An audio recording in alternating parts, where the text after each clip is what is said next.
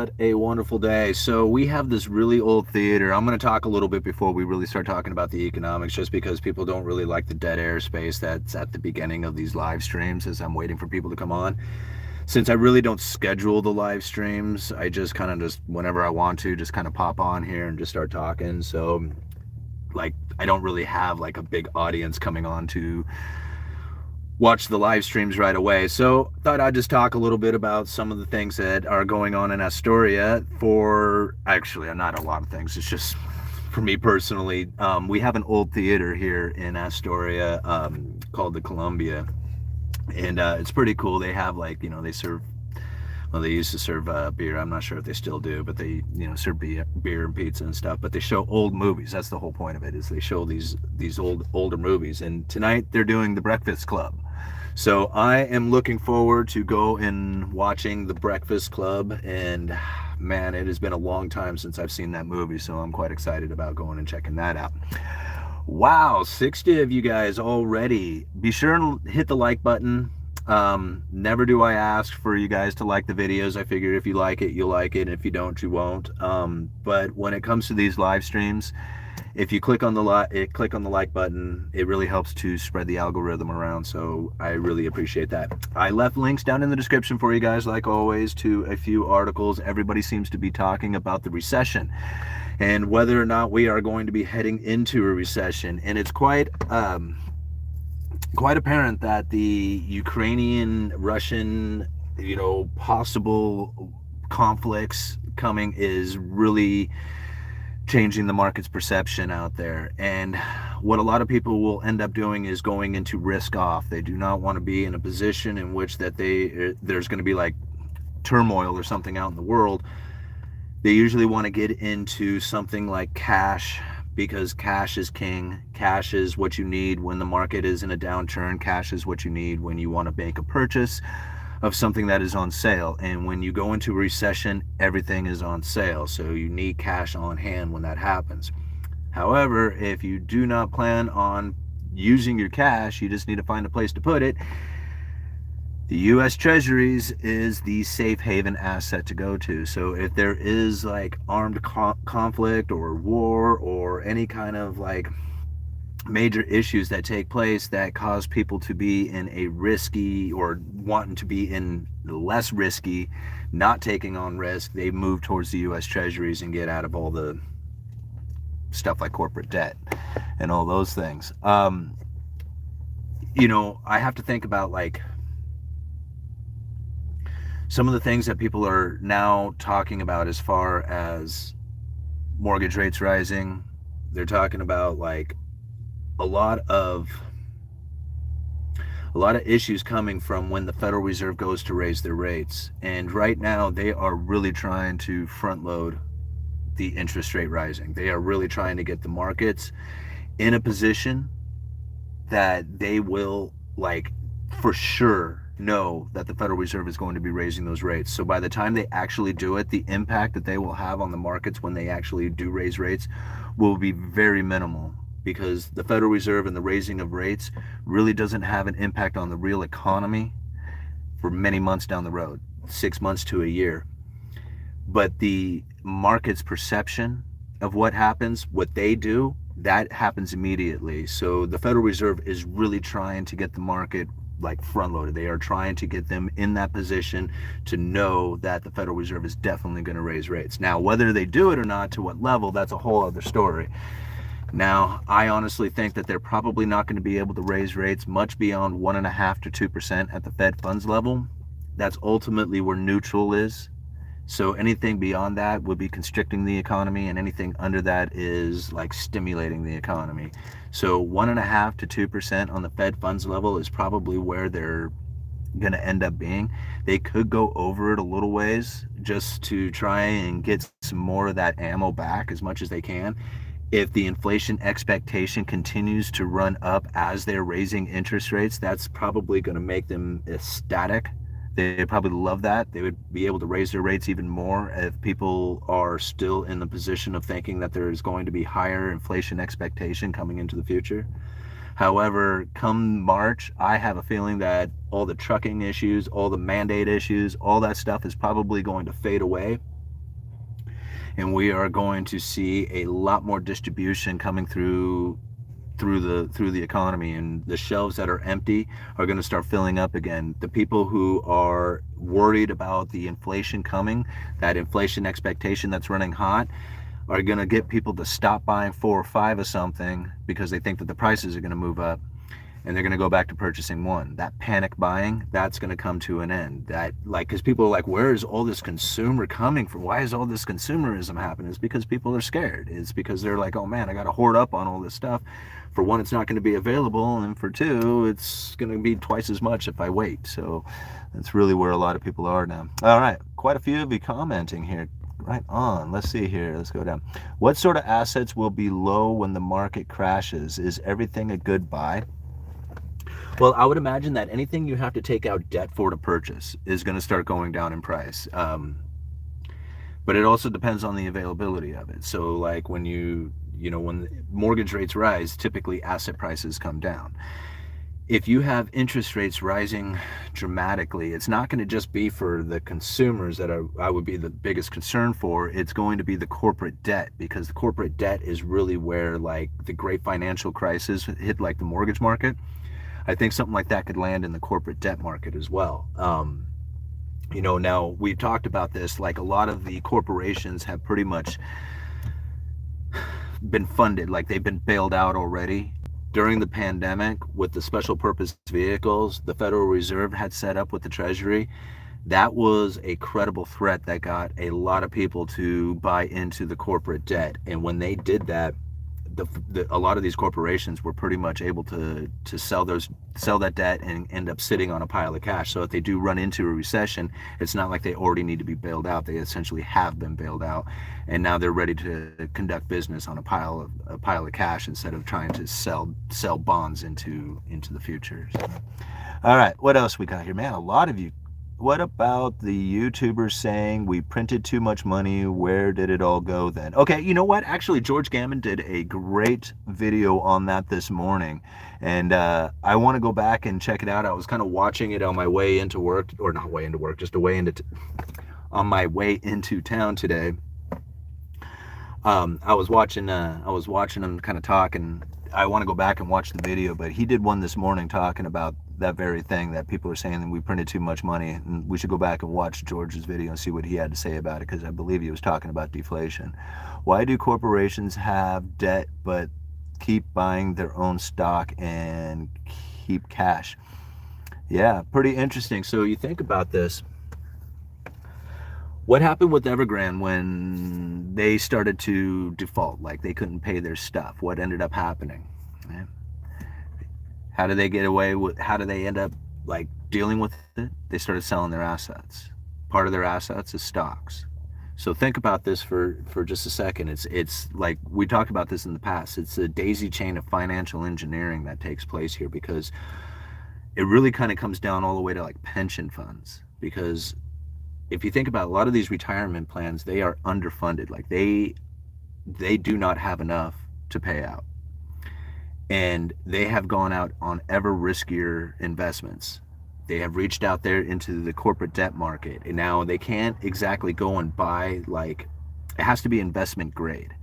And so buying into corporate debt isn't exactly easy for a lot of these pension funds. But if you go through like collateralized debt obligations or loan obligations, where they are able to buy up these corporate debts, put them into a security, cut it up into tranches, and give it a higher credit or a higher investment grading, then these pension funds can start investing into those different tranches that are happening there. So pension funds are actually investing into like junk bonds and junk debt and into places that are incredibly risky.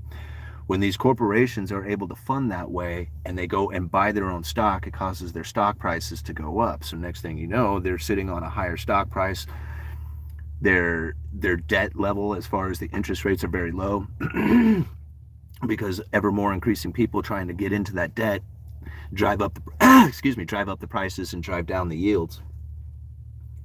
And so they're getting into this like daisy chain of financial engineering, right? So pension funds buy the debt ends up funding the stock market ends up increasing. So you can see what's happening there. But what happens when the stock market starts to churn? What happens when these debts come due? So if the debts come due at the same time that the stock market's going down, these corporations, what are they going to do? They're going to end up selling their stock. And if you already have the stocks going down at the time that they're trying to sell stocks, it's going to perpetuate this problem, especially if these pension funds need to pay out. They have no other choice. They have to cash out something. So this is where like the major problems are going to start, coming up. And that's why, I think really you have to keep an eye on corporate debt as like the major, like I think that's going to be the major concern going into the future. All right. I was in for Meat Bingo a few months ago.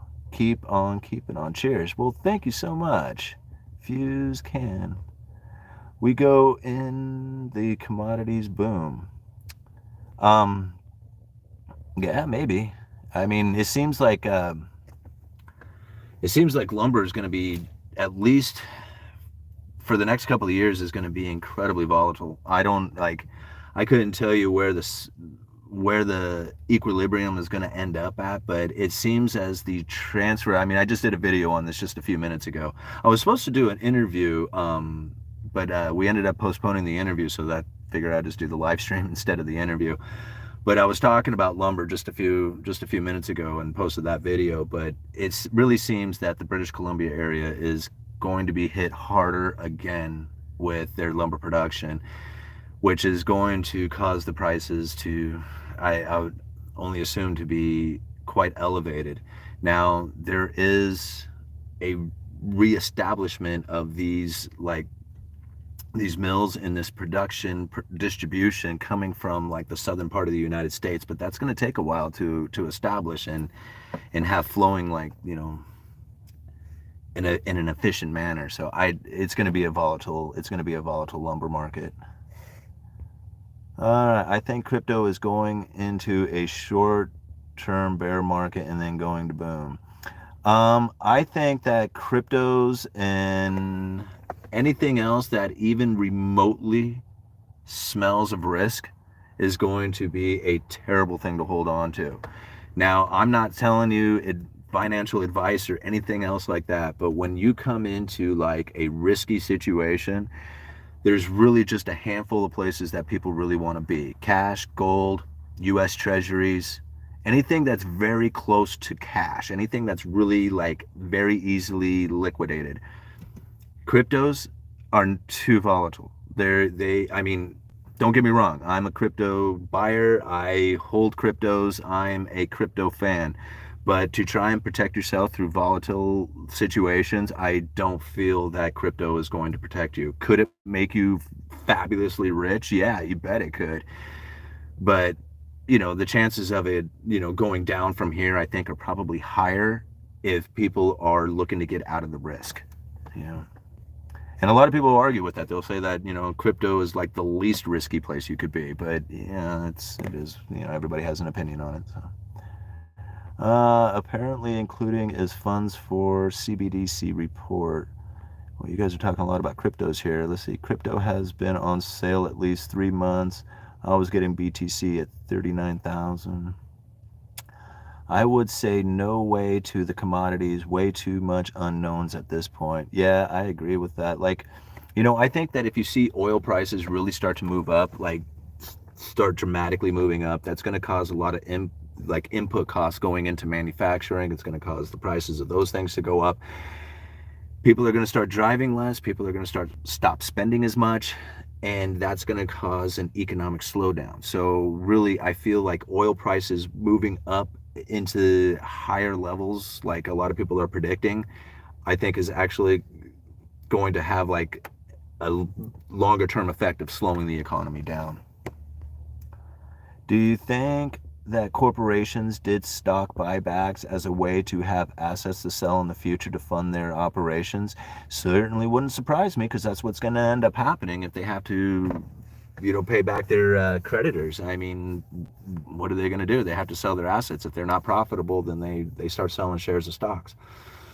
And that is if people would be willing to buy it. If they're in trouble, why would somebody want to buy their stock? And so that leads to the question of like, are they going to even be in that position at the time? Like, if they see that they need to sell off their stock at a higher price in order to sit on the cash in order to pay their, their bondholders or something like that. who knows? I mean, we're sitting in an environment that really nobody has ever been in before. I honestly feel that we are going to be experiencing longer periods of rising interest rates or maintaining of higher interest rates for a period of time that would probably be very questionable to most economists, because we are moving into this average inflation rate. The Federal Reserve is going to be maintaining interest rates in very odd places during the economic times, just to try and maintain that average inflation. So, like, I mean, it's going to be very confusing, because people are going to say, like, the Federal Reserve has lost control, and they're going to point at a 2% target.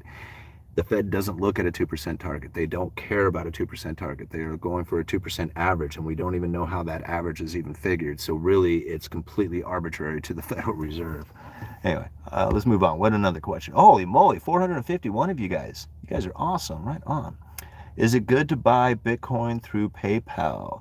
I purchased some. I mean, when PayPal first made it available to purchase, I bought $50 worth of it, just to have some in there. Other than that first $50 purchase of it, I really never did anything with it.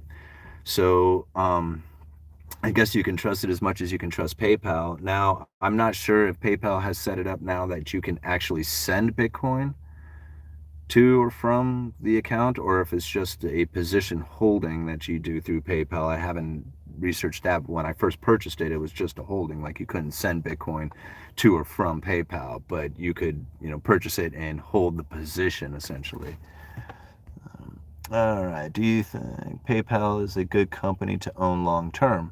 I think PayPal type of payment systems are going to be very popular going into the future. Now, if PayPal is the winning company, I don't know. There seems to be a lot of them out there, and I would imagine that it's probably going to end up moving more towards like digital currency type wallets, that I feel are going to be more of a mainstream way of doing payment systems.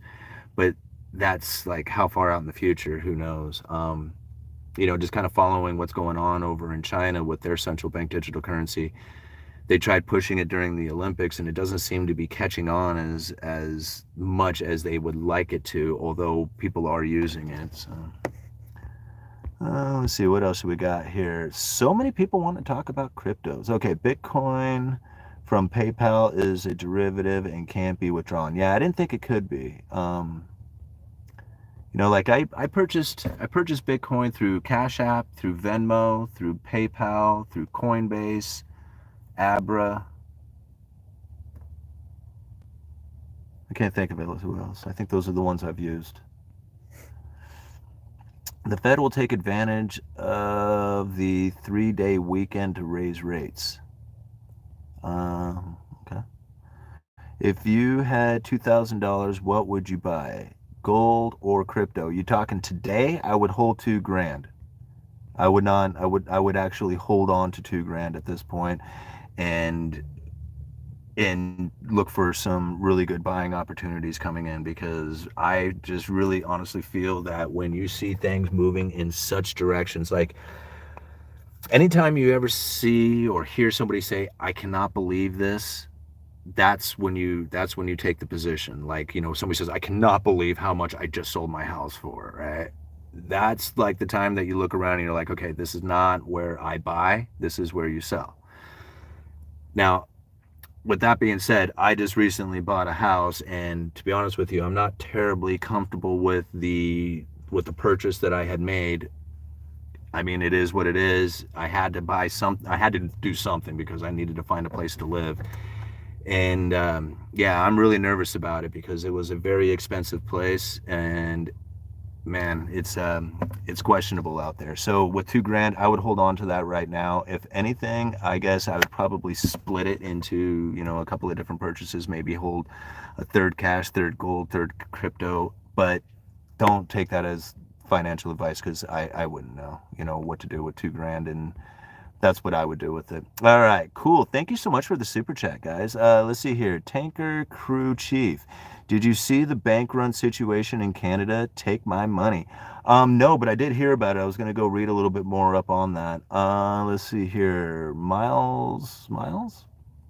I believe we will get stagflation, deflation, inflation, hyperinflation in various degrees and switching between each in different regions, locales, global for the next 50 to 100 years.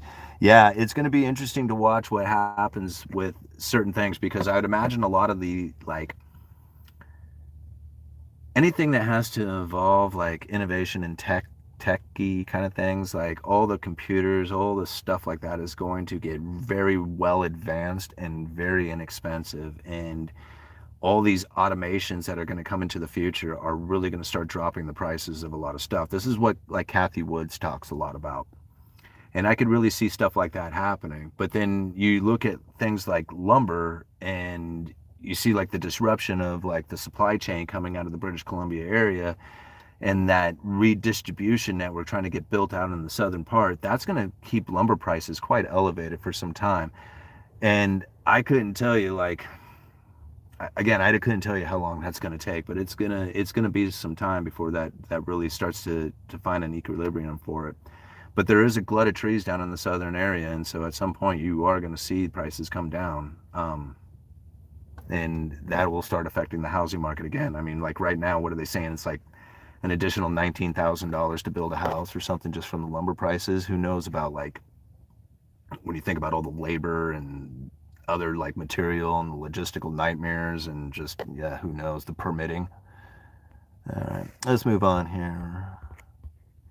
Yeah, you guys are so cool with those super chats. I really appreciate it. You guys are so awesome. Let's see here. UE commercial real estate sold some in December at what I think was the peak. What type of pullback see in commercial real estate? 10 to 20% pullback, too much. Well, that's kind of interesting because I'm watching what's going on in Portland right now, and it seems like they have, what was it, a 25% less occupancy in their buildings, if I remember right. And it is doing some serious damage to their smaller businesses in the area because, you know, really like a lot of these people who are working at these office spaces are using these smaller businesses for whether it's like the restaurants or, you know, just the stores in general, just because they happen to be in that area. Well, a lot of these guys are now remote working, and Portland is in like, they're in a bad place, man. Like, it is not doing well. In fact, I should have left some links down in the description. I have. I mean, the drug use has gotten out of control. The homelessness and vandalism and violence and like people just like tired of trying to operate their businesses with all the craziness going on there. I'm thinking like we should really keep a close eye on Portland, Seattle, and LA. These are like case studies for what I feel is probably going to end up happening throughout the rest of the country, especially in some of these like, you know, especially in some of these cities like Portland and Oregon in general. Like they are now in a position in which like the deterioration is almost like unstoppable. Like, you know, as people begin to leave the area, it's going to cause even less jobs and more homelessness and more deterioration. And it's turning into this like perpetual, you know, this continuous spiral of downturn. And then like the police force has been so tied up, like, you know, they restricted on what it is that they're going to do, and they have like no backing and no support. And you listen to them and it's just like, you know, they don't even care about drugs anymore, chasing the drugs down. Like it's just like they don't even care about that kind of thing. It's really sad to watch it happen, because I remember Portland being a really beautiful city that I really enjoyed going to, and now it's just like I despise it. I despise the idea of even heading that way. All right. Oh, hey, more super chats. Thank you. Who sent me that one? Inspirational Nomad. Appreciate your honesty about your house. Thank you. I mean, if nothing else, guys, I think I've been pretty honest out here on everything that I've ever said or done. I mean, I'm pretty transparent on it all. It was a tough road buying that house. even now, like I'm having just, I struggle with it. So, where are the dice? The dice are in my other car. I still haven't glued the mirror on yet, so I guess I'm kind of a lazy shit for that. Sorry, guys. I don't know why I'd apologize for you, but I'd have to apologize to the cop when he wrote me a ticket. All right. Invest in storable food and water. Yeah, I can believe in that. If you're going to spend some money on anything, that would be a good way to go about it. Hey, Lord Humongous, I love seeing you on here. Cash is silver and gold. Lots of laughs. Yes, it is, Lord Humongous. Cash is gold and silver. Everything else is debt. Or gold and silver is money. Everything else is debt. I was just thinking, where have the dice gone? Okay. I keep residential rental. If rent covers the mortgage, buy a few $100 per month. Let's see here. These home prices are unsustainable. Yeah, I can believe that. I just can't see like really where home prices are going to continue to rise at the rate that they have been. That's going to be very. It's going to be very, very hard for, I think, people to be able to take out a loan and buy homes in that kind of environment going into the future. I mean, those prices are like, I have to think like I got into my house by the skin of my teeth. Like literally, it was so close. When I finally got the cashier's check and took it down and put the the down payment on the house, I think I had like $320 left in my checking account. Like it wiped me out. It took everything I had, and I tell you, I mean, I was like, and I was like, if you're just an average person, like I'm not saying I'm somebody special, but having the YouTube channel really helped out quite a bit with the, with the extra income and stuff. But I was so close to having to leave. Like I was really contemplating. I was like, man, I'm gonna have to give up everything that I've worked for here in this town and move out of this town because I just can't afford to live here anymore. The people are leaving the Portland area. They're coming out here. They're doing the remote working. They're able to sell their $1 million home there, buy a $500,000 home here, dump all this money into the area, and it's driving the people out. It's gentrification totally taking place right here in Astoria. And it's obvious, I mean, we talked about this as part of like the cantillion effect, as new money starts pouring into the system, it starts driving out the inhabitants. And I mean, I was this close. I was this close to having to leave. I got another super chat up there. Who sent that one? Oh, Miles again. Okay. Thoughts on classical art? Yeah. Gosh, I wish I knew more about art because I think that would be probably a good way to go about investing money. But I really just don't know much about investing in art. But I know that's what the rich people do. So yeah.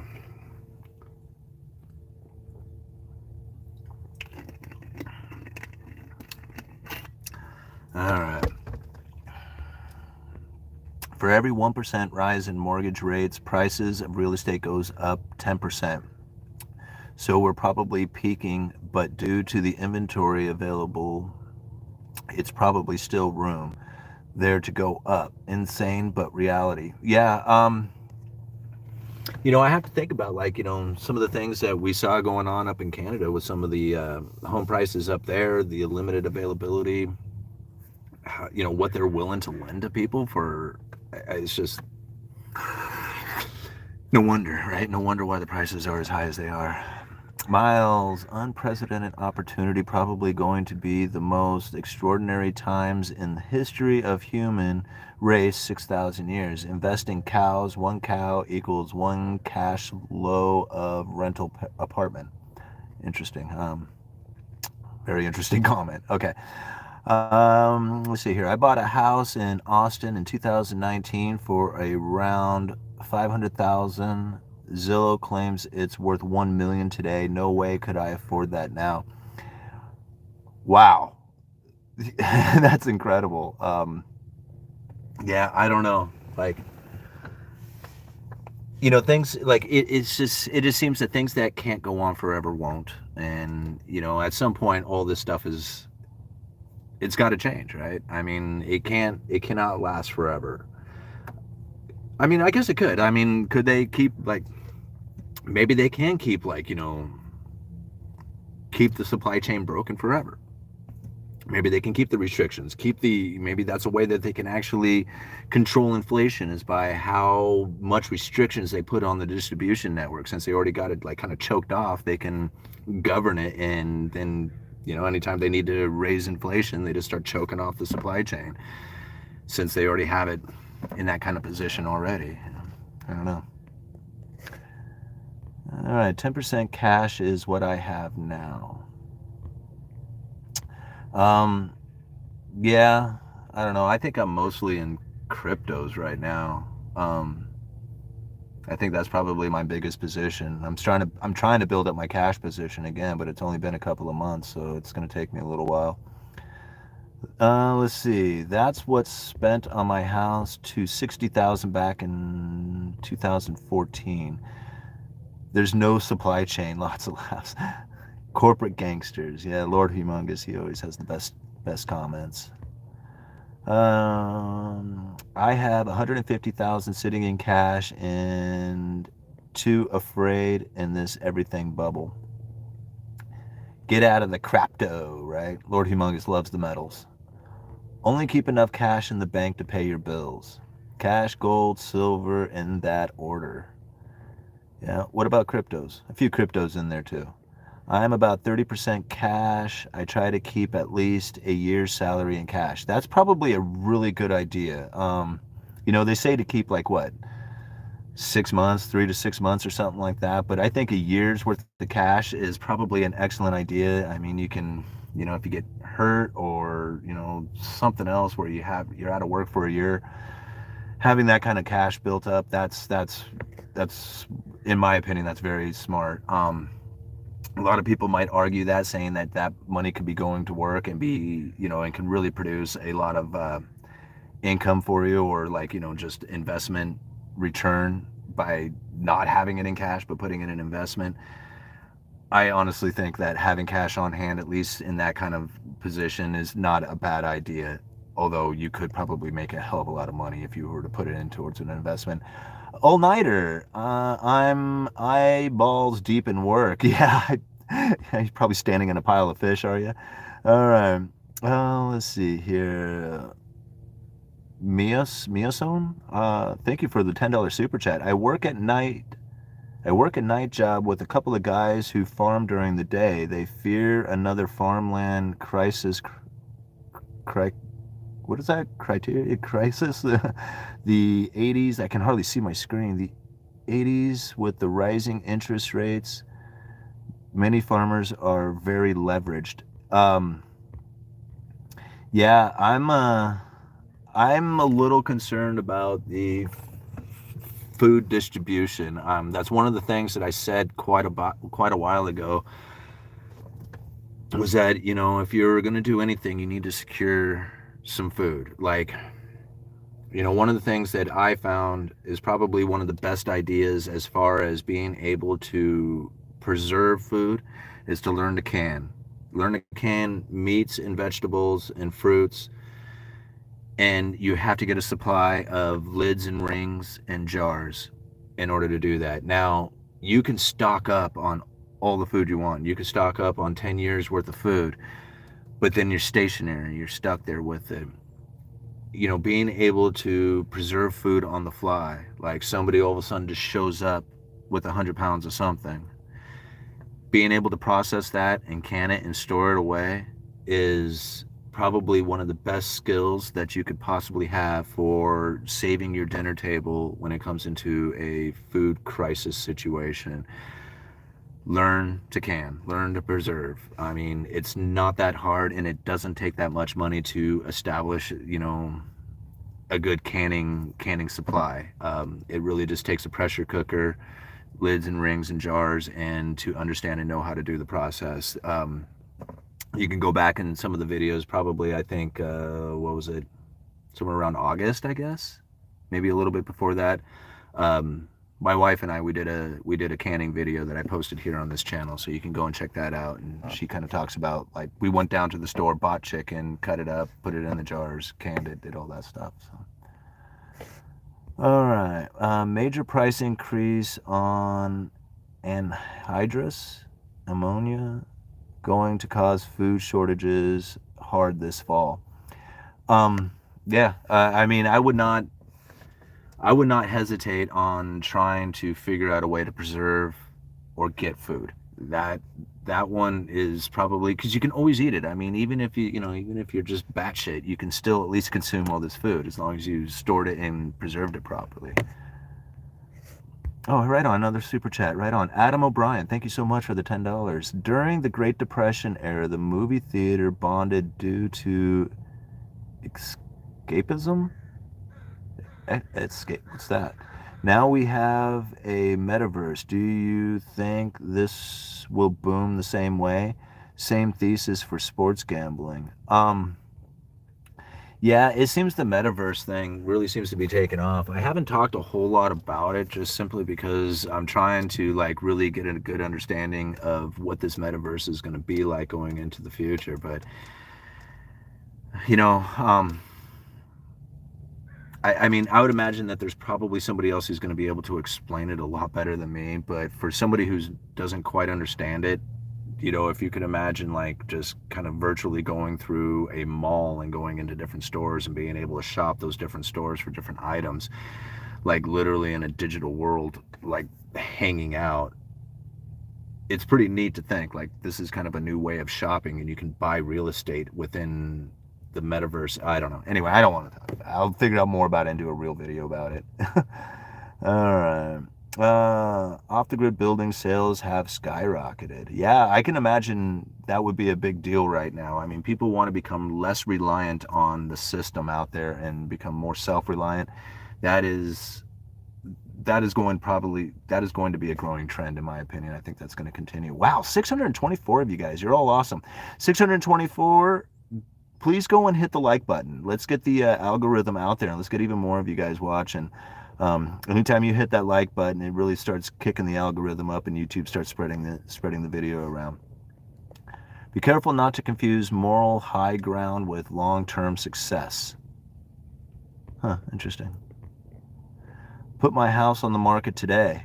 Where are you going to go? That's the one thing that I kind of worry about. A lot of people who are like, man, I'm going to sell my house, but then where do you go? Because houses are so expensive. Like if you have a place to be or going to go and enjoy van life or something like that, I could see selling your house, but I would be scared. Like, where are you going to go?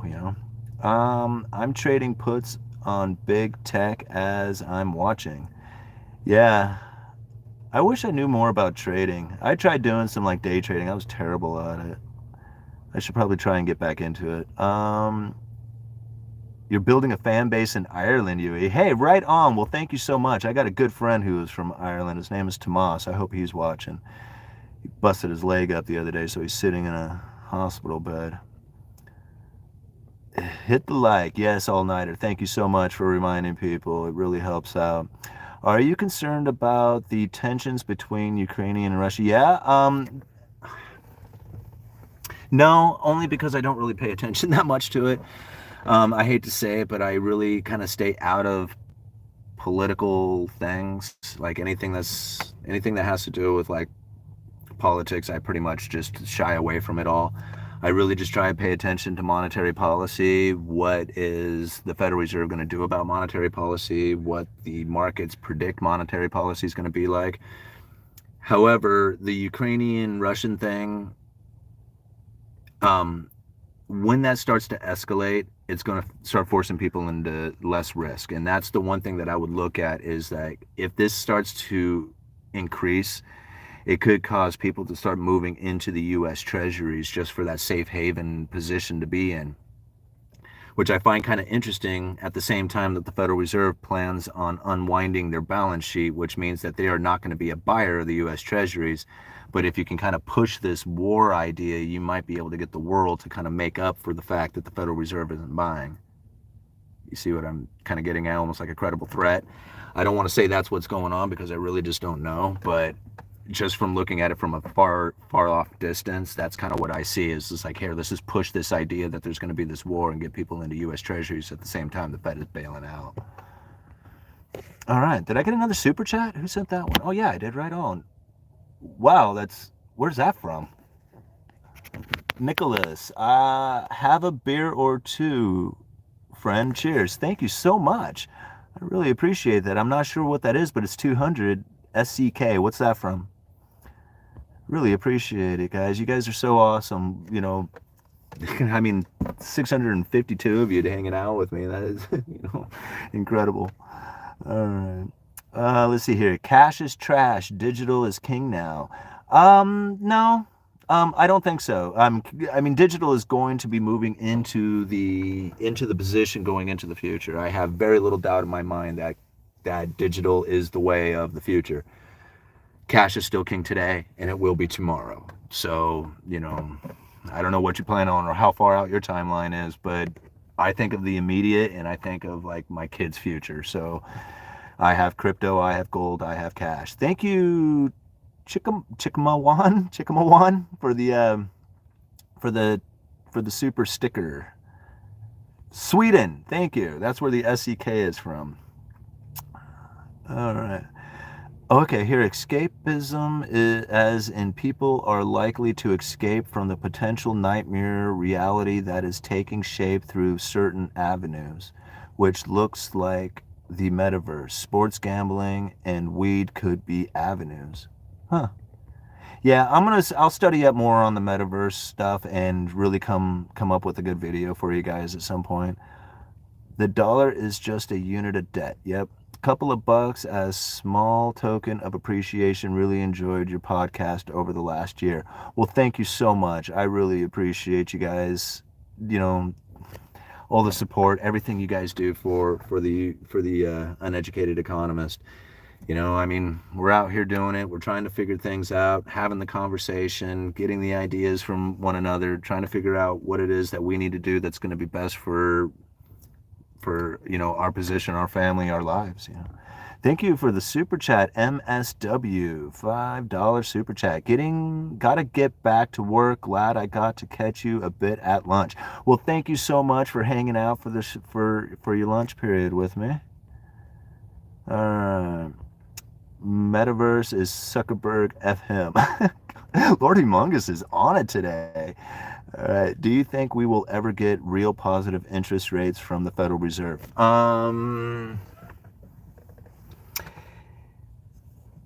Yeah. I mean, I would imagine at some point. I mean, I think it's probably more about inflation expectation that is going to need to fall. I mean, I don't think it's necessarily the Federal Reserve that's going to make it happen as much as they are trying to convince the markets to behave in a particular way. Like, I mean, you think about it. I thought about like when you can tax 100% of our income and 100% of corporate profits, and it would not take care of the unfunded liabilities of Social Security and Medicare and all that other stuff, then what's the even point of taxing people? Like at this point, like, I mean, it's like taxing you is nothing more than trying to take your time from you. That's what it is. It's a time sucker. Anyway, let's move on. What else are we talking about? Let's see here. I read that we haven't ever hit over 5% inflation without going into a recession. I don't know. We're going to find out. Remember, I mean, they said we would never experience another recession. But didn't we just have one like, just a very short, quick, the shortest, deepest recession in history, something like that with a bunch of stimulus packages? Think about the next recession. It's going to be a digital one where, they're going to be handing out digital tokens for us to spend, and they're going to be loading up wallets, and people are going to be begging for this tyranny to come down on them. It's going to be quite interesting to see. All right.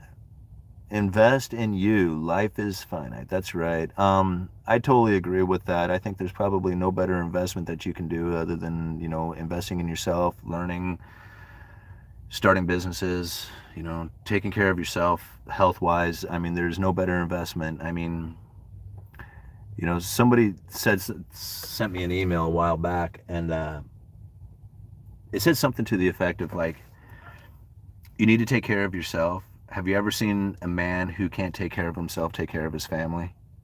And man, I really thought about that, and it was just like, that's so true. I mean, if you can't take care of yourself, how are you going to take care of, like, the bigger things that are around you? So, you need to take care of yourself. Have you ever seen a man who can't take care of himself take care of his family? And man, I really thought about that, and it was just like, that's so true. I mean, if you can't take care of yourself, how are you going to take care of, like, the bigger things that are around you? So invest in yourself, definitely.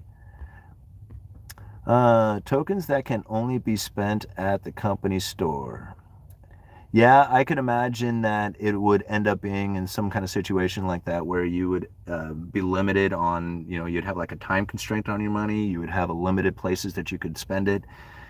Digital currency is not going to be a fun time. I mean, most people probably won't even notice, but those of us who understand, like the system, understand what's happening with the surveillance from it and stuff, yeah, it's not going to be good. Okay, any option to opt out of CBDs, the central bank digital currency scam coming? No, there's no way to opt out of it. It's going to happen regardless. So the only thing you can do to really protect yourself is to get into precious metals, and probably some other cryptocurrencies. But even still in that, you're going to end up with, an issue with it, because if they make it to the point where like cashing in gold and silver is like going to be taxed heavily, and the only way you can get into the central bank digital currency to pay rent or buy food or pay bills or take out a loan, they're going to hit you so hard on the taxes from cashing in gold and silver that it wouldn't make it very conducive to hold. That's if you're in total fear of it. Now, I'm not. Like, I don't think that situation would come. I think really honestly that if a serious shortage to silver ever really presented itself, I think that they would probably drop taxes on it, increase prices, and try and get as many people to open up those dresser drawers and pull out that silver and start cashing it in. Um, but yeah, as far as getting out of a central bank digital currency, there's really no way. There is nothing you can really do about it if you plan on paying bills anyway or taking out loans and stuff like that.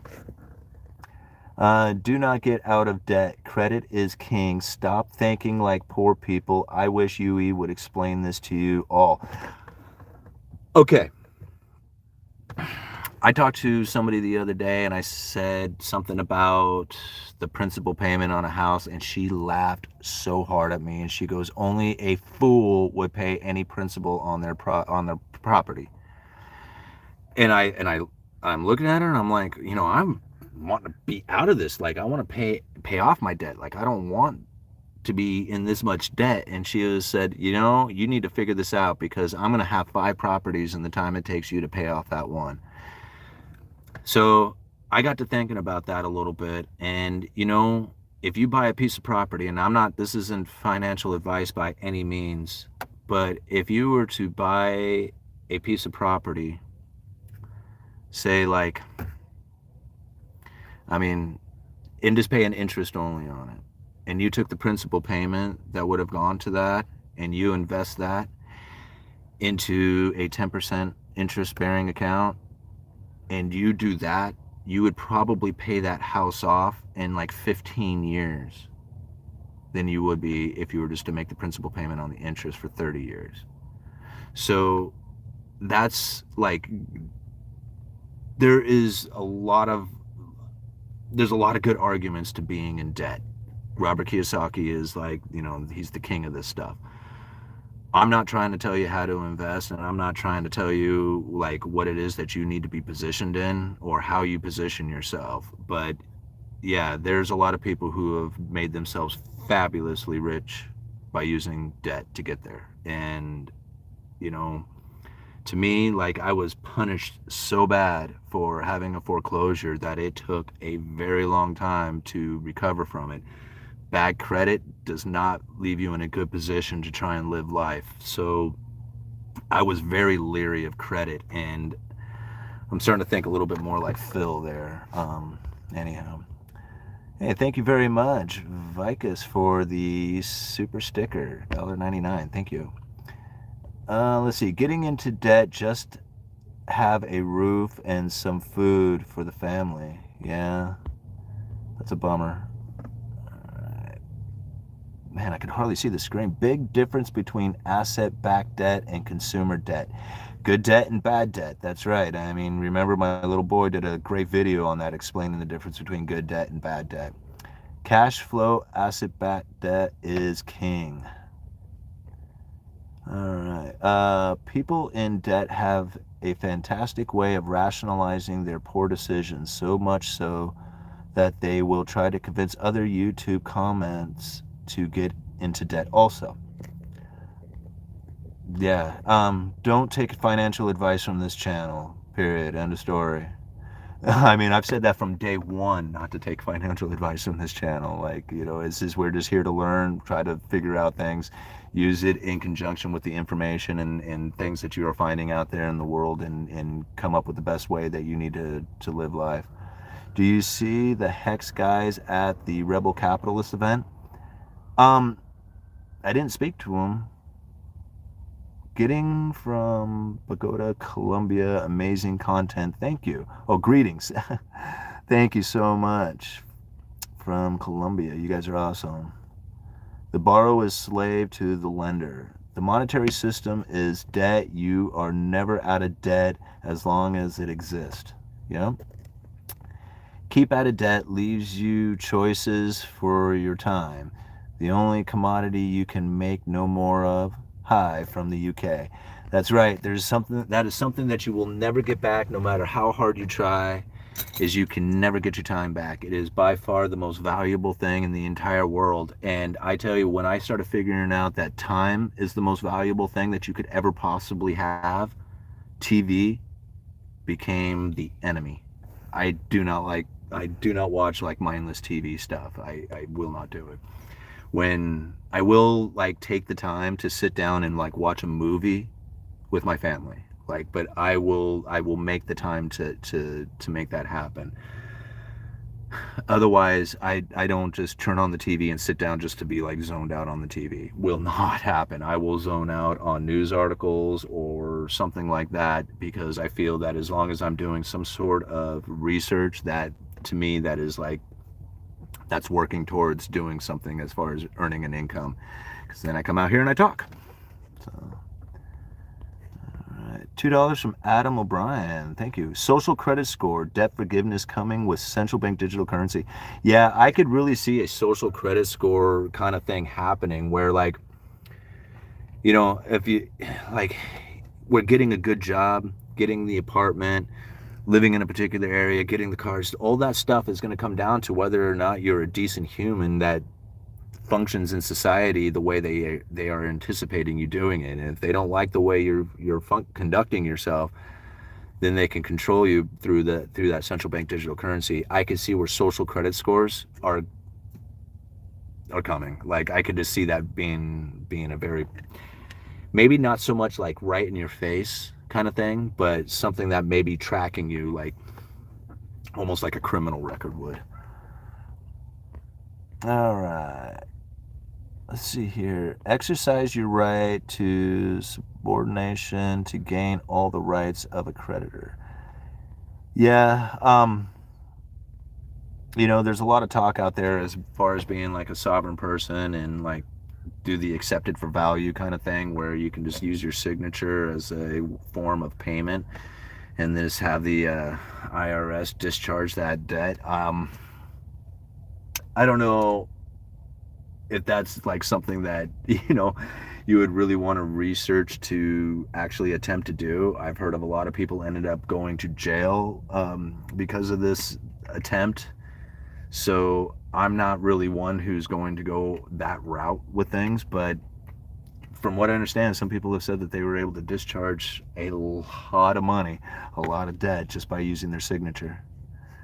All right, craziness here in Canada already. Got a new steering wheel cover. You are welcome. You got me one? Is it coming? All right, if connected to paper or digital, it's debt garbage, including USD and every other fiat currency. Good old Lord Humongous there. All right, let's see here. But income is... Oh, I'm talking to somebody else here. Let's move on. There is no debtor's prison. No. Let's see here. You start that thing with a butter knife? No, it starts with a key. Although, it might start with a butter knife. I don't know. Let's see here. Debt is like playing a game. Use it to up your credit score. Make sure you know what you are doing. Yeah, I was able to really, like, man, I took my credit score from like I don't know, it was like the low 600s to up over 800 in like a very short period of time using credit cards. And ultimately what I did is I would make like maybe $150 purchases a month, and I would pay all but $5 of it off. And I did that for, I don't know, 10 months or so, and it skyrocketed my credit score. I did it with maybe, I don't know, 3 credit cards, I guess. And yeah, it took no time at all, and I had an awesome credit score. All right. Credit is for the sheeple. And the central bank, that's, oops, where did that one go? And the central bank, that's the solution. Yeah.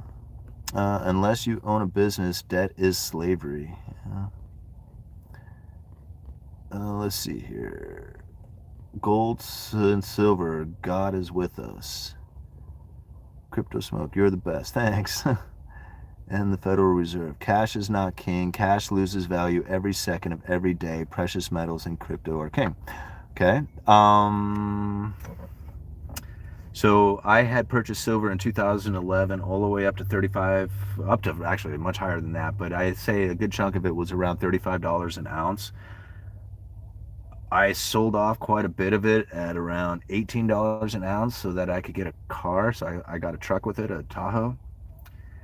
I tried rebuilding my stack, but I would imagine that even as of right now, I am probably still, I don't know, I'm probably about even, I guess. And if I had that cash invested into anything else that carried any kind of interest to it, I would be doing much better than I am today. And even if I was to just have held the cash, I would still be in the same position from all the silver purchases that I've made. So it's all about your timing. It's all about if you dollar cost average in, and it's all about what your insurance policy is with it. Now, if silver is something you're intending on making money with, then you need to buy low and sell high. But if you're like me and it's more of an insurance policy and it's not a matter of how much it's worth, but more of how many you have, then it doesn't matter anymore, right? You just keep putting to your stack. So it's all about what it is that you're buying, for what reason that you're buying it. Let's see, anyone else have a friend saying that the Federal Reserve will be dismantled and all debt will be erased? I don't understand why this would help anything. What would the creditors' monies? I don't know. I hear about like debt jubilees and stuff like that, but to be honest with you, I don't think that'll ever happen. If you were to like, if you were to get rid of debt, like all debts, and there was none, like nobody had any house debts or car loans or student debt, or there was no more government debt, the dollar would cease to exist. There wouldn't be any money. It would all be gone. So I don't understand like the debt jubilee. Like that doesn't make any sense to me. And if there was, then what are you going to use for a currency? Like, is it going to immediately switch to some sort of digital currency? Like everybody just all of a sudden doesn't get paid. Like you think about it, like your retirement is based off of somebody else's promise to pay. That's a debt, you know?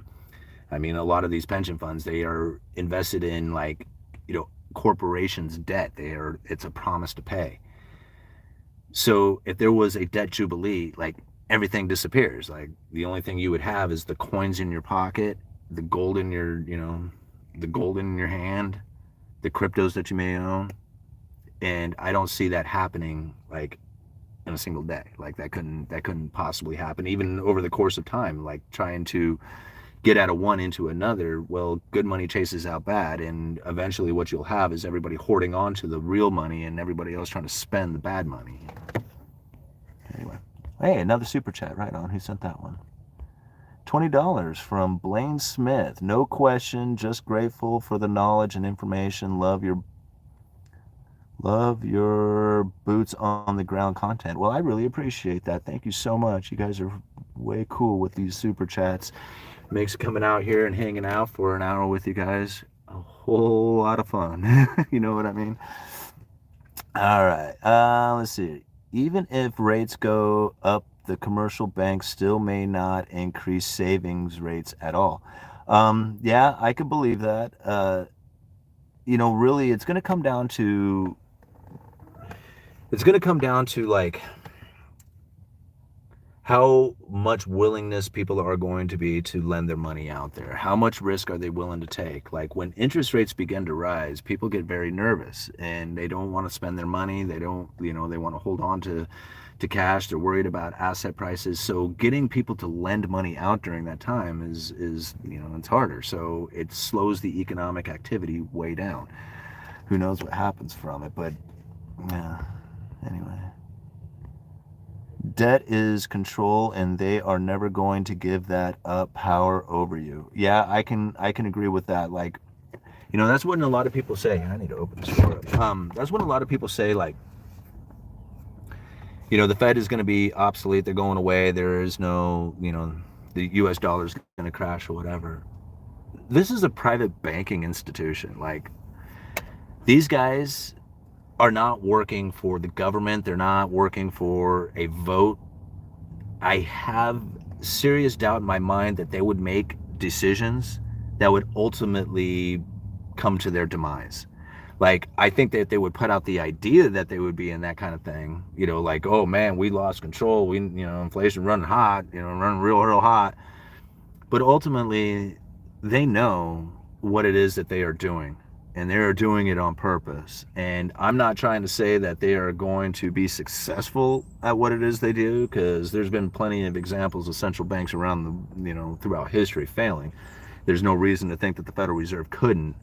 All I guess I'm getting at is that there are incredibly smart people up there, and they don't do anything by accident, including the words that they use when they come out and start telling people that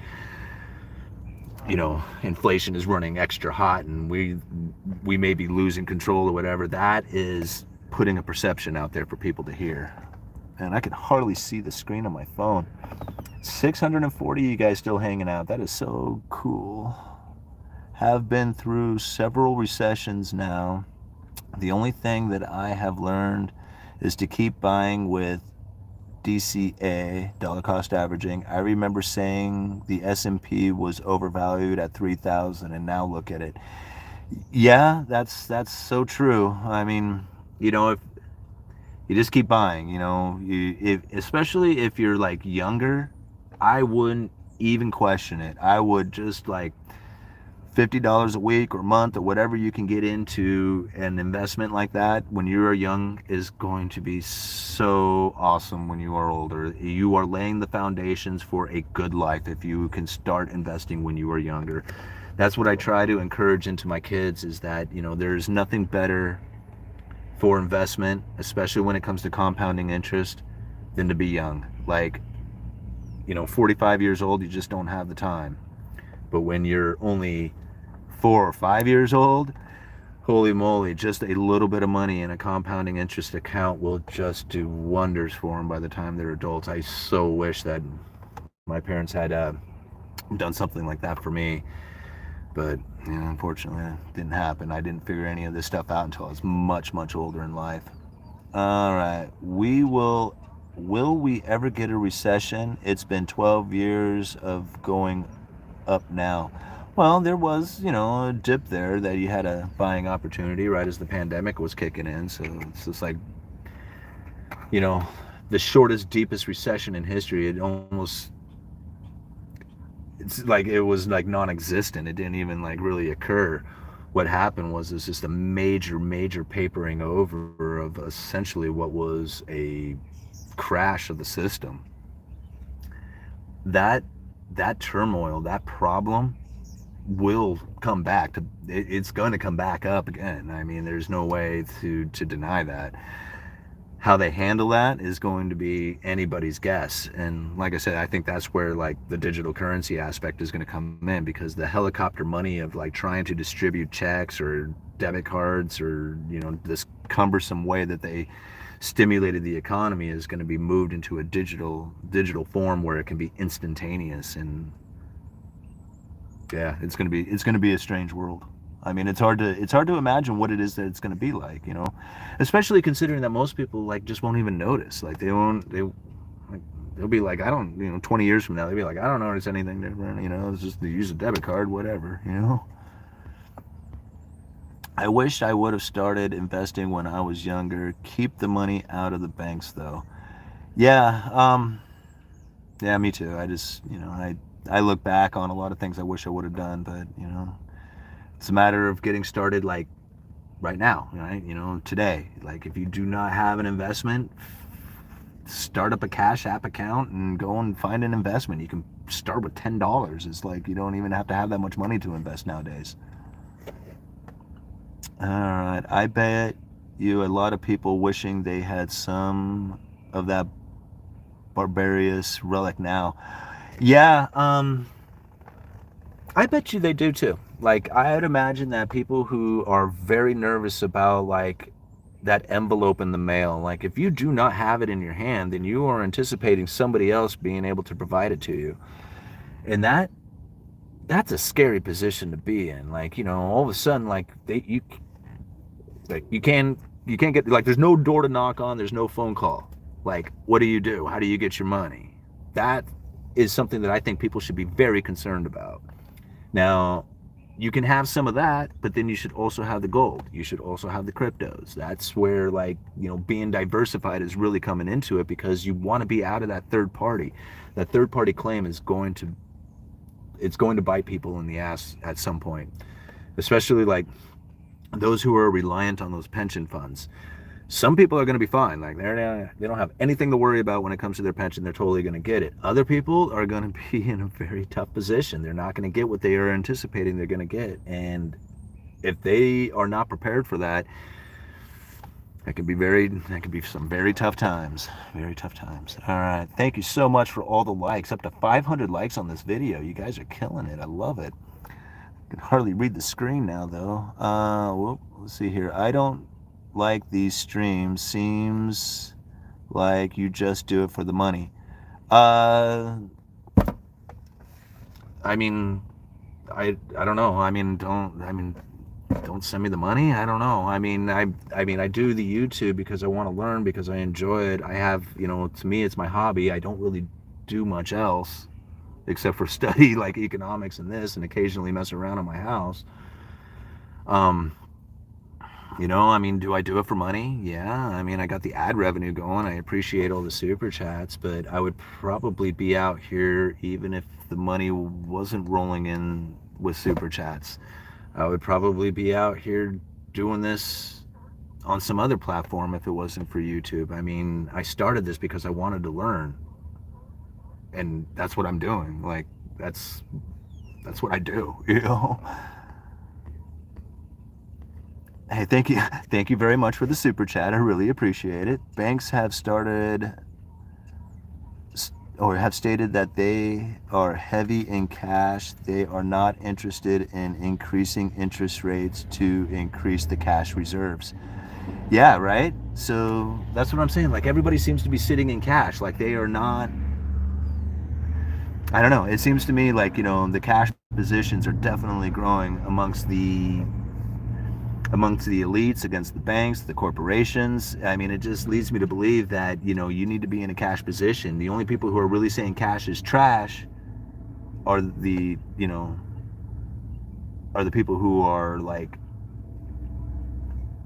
not investing. I don't know, like, not saying not investing, but like not the institutions, all these institutions seem to be getting in cash. It's all the people who are not.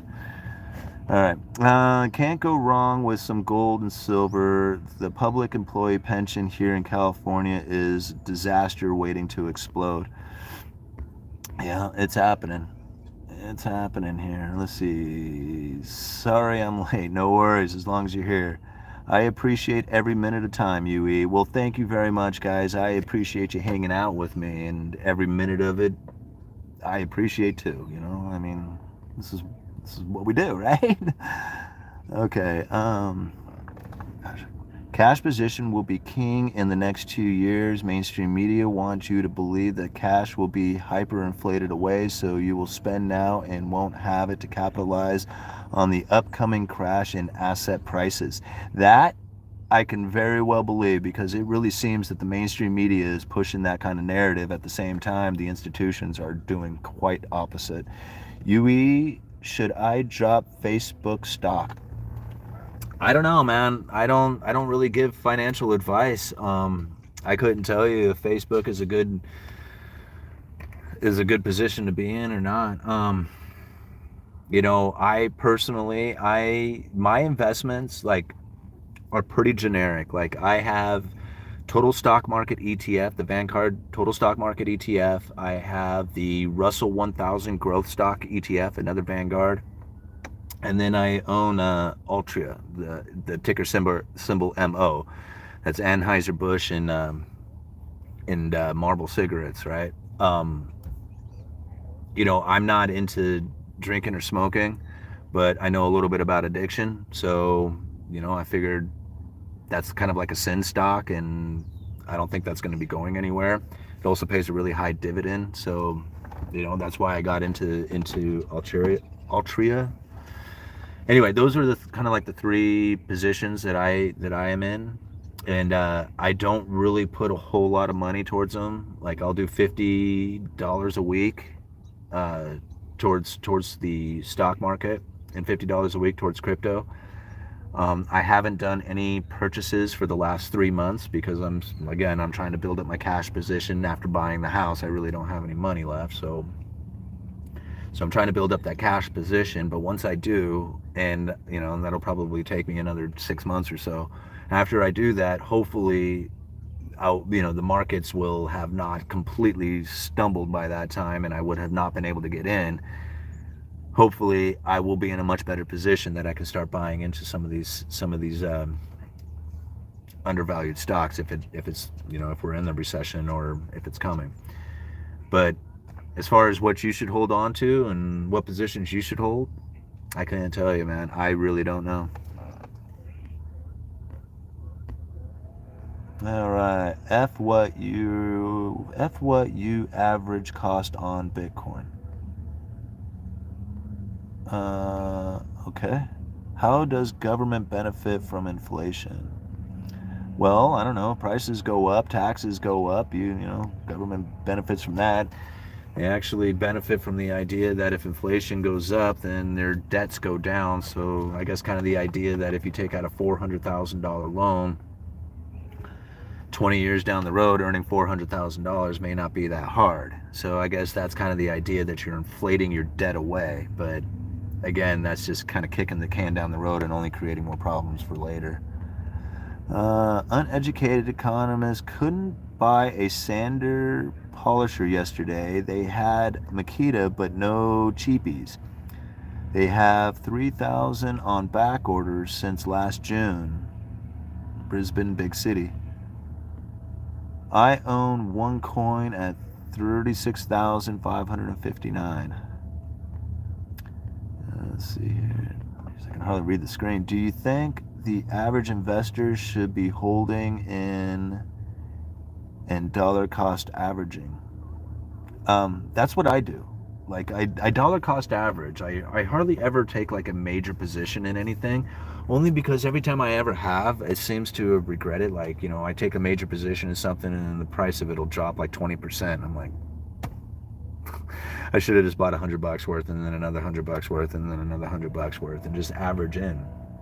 It seems to be the best way I've gone about it. So, other people, like, they want to make a lot of money, and in order to do that, you take all your money and you put it into one thing at one time and you time it perfectly, and then you can make a lot of money doing that.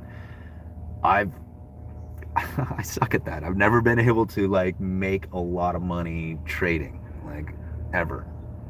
And even still, like, I mean, I've watched my crypto portfolio go up quite a bit over the last few years, but the volatility that's inside of it was just unreal. So, if I cashed out of my crypto, I would be doing pretty well, considering. But still, like, I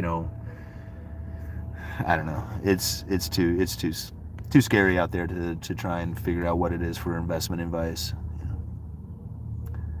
Inflation benefits the bankers because they print money out of nothing, and also benefit the politicians. They rob you of the purchasing power, which is what they are stealing off of you. Yep, that's exactly right. And you end up with the cantillion effect, where this new money that comes into the system, the people who have first access to that money, they get to spend it at face value, and that's essentially what the government is doing. But by the time it moves down into the system and the people start using it, the prices have moved up. So the people who have first access to the money, they're the ones who benefit the most, and the people at the end of the line, they have to pay the highest price. That cantillion effect will lead to eventual poverty of everyone. And we've talked about that quite a few times, because as that new money comes in and the prices start to move up, that's when the consumers start seeking out the got a truck going by. That's when the consumers start seeking out the foreign imports. As those foreign imports start coming in, it starts driving out the domestic manufacturing. That starts driving out the inhabitants. If more new money starts pouring into the system, then ever increasing amounts of foreign goods come in, until eventually all the manufacturing within the local state is gone. All the inhabitants are either just broke, poverty, or moved away, and you're left with nothing but the rich elite. And then once the money turns off, they go into poverty as well, because there's no more manufacturing. And I feel that's probably going to end up happening here in the United States. Cash is king. That's why they only take that for BTC. Yeah.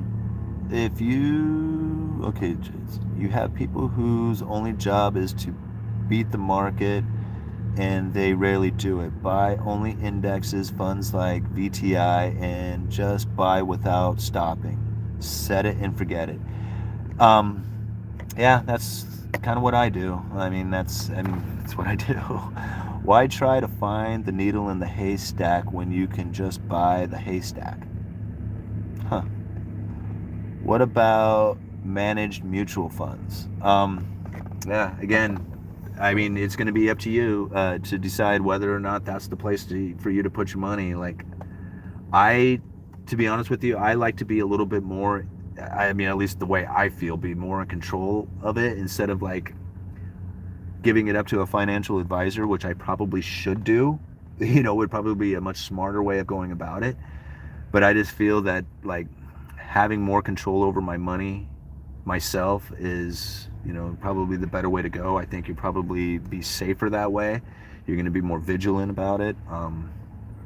Nobody cares more about you than you. So that's how I do it. But there's some really good financial advisors out there, and that's probably really the best place to go if you're gonna try and find a place to put money, to seek out somebody who's a good professional at it. I'm coming in late. Spring selling season is here. Sell residential home now. I don't know. We kind of talked about selling your house, and where do you go? If you're planning on, if you got a van, you can go and live van life. That might be kind of cool for a while. You could sell your house for a whole lot of money, and then live really cheaply, and I don't know, go visit some really nice restaurants or something. I don't know what you would do, but you sell your expensive home, then you have to go find a cheap home someplace else.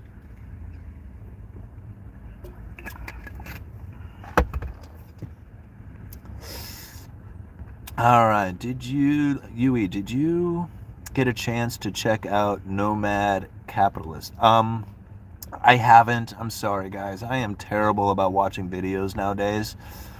So I really need to take time to do a YouTube time, so I can go and do research and watch some of the YouTubers out there that I know have some awesome information that I really need to research and listen to. But like I've told you guys before in the past, that I really try and come up with my own content to make sure that I'm not parroting somebody else. I noticed when I was listening to a lot of Peter Schiff, I noticed that I started sounding a lot like Peter Schiff. And same thing with anybody I was listening to out there. I started sounding like I was using their phrases and their words and using their ideas. And I was like, you got to be true to yourself and turn off these other guys and see if you can do it just on your own. And so, I don't know, it was probably a little over a year and a half ago, I had pretty much turned off all the YouTubers that I was watching and just reading articles, reading the Federal Reserve speeches, trying to come up with, my own ideas on what was taking place in the economy. And I guess it seemed to have worked out pretty well for me.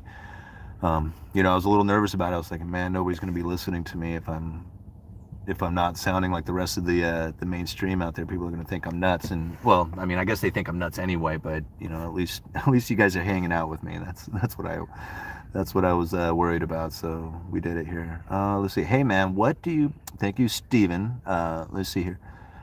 Hey man, what do you think about the Great Reset and the famous "You will own nothing and be happy"? How will they accomplish this? Yeah, to be honest with you, owning nothing and being happy is probably something that people are not going to even notice that has happened. You know, you think about all the ride sharing, like just think about like the idea that you won't even need anything. Like young people don't want to start families. They hardly even want to get a driver's license. Like they are pushing this idea already out there. So if you could just like walk through life and all you're worried about is a place to sleep, and they give you like this cubicle to sleep in, you need a ride, you need food, you need anything, it's at your fingertips on your phone. Like all you have to do is just tap a few buttons and all of a sudden bam, it just magically appears for you.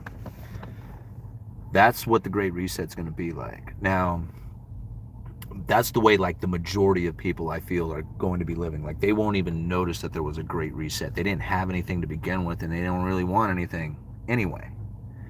It's the people who are going to be living in houses and having newer cars and stuff like that. They're going to make it very difficult on them, and you can already see it happening. That's why home prices are so expensive. It's why these cars are getting so expensive. If they could keep and maintain that, then you're going to separate the people, right? You're going to have those who have and those who have not. And the ones who have not, they're not going to even care because they don't even care about having anything because it's too expensive and everything is already provided for them. So that's the Great Reset. Like people are super fearful of it, and they probably should be, considering that it's going to be so hard to own anything. I mean, it's like it's already hard to own anything. But the people who don't care, they're like, their lives are going to be pretty simple for the most part. Like you won't have to strive for anything. You won't have to try and accomplish anything. Even earning money is probably not going to even have to be like really a concept. They're just going to give it to you and stuff, and you just go out there and do whatever the hell it is you want, except for own anything, because you won't have anything to own. And if you do own it, you're going to have to use it to earn money with. So you'll be like driving people around or delivering them something or something like that. All right. Hey, right on, Dane. Thank you very much for the super sticker.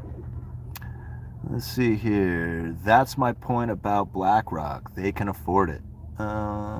There still has to be people to give you that convenience. That's right. Right? Because what is wealth? Wealth is food, conveniences, and pleasures of life. And that's right. Somebody has to be there to give you that convenience.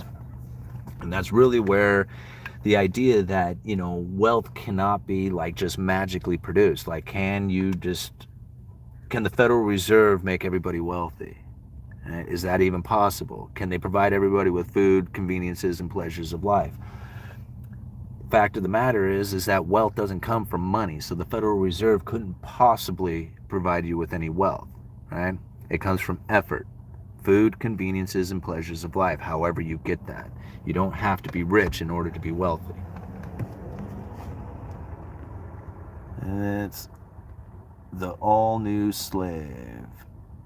It's through trust. UE, I think what's happening in family formations, low birth rates, marriage rates, lowest marriage rates ever recorded, it's going to have a huge impact on future growth and returns, pensions to be affected as well.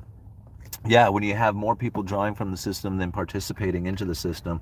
I mean, I'm even reading articles about like how okay, so it's kind of where we did a video on this a while back, but more women are getting degrees than men. They're moving into a professional life at a pace that's faster than men are. And what ends up happening from this, and whether it's just natural instincts or something that goes on there, but generally women do not want to partner up with a man who is earning less of an income than they are. They feel that they have to support the man. Now a man, on the other hand, feels that they have to support the woman, right? Now, again, whether this is society driven or just instinctual. It's just the way it kind of goes down.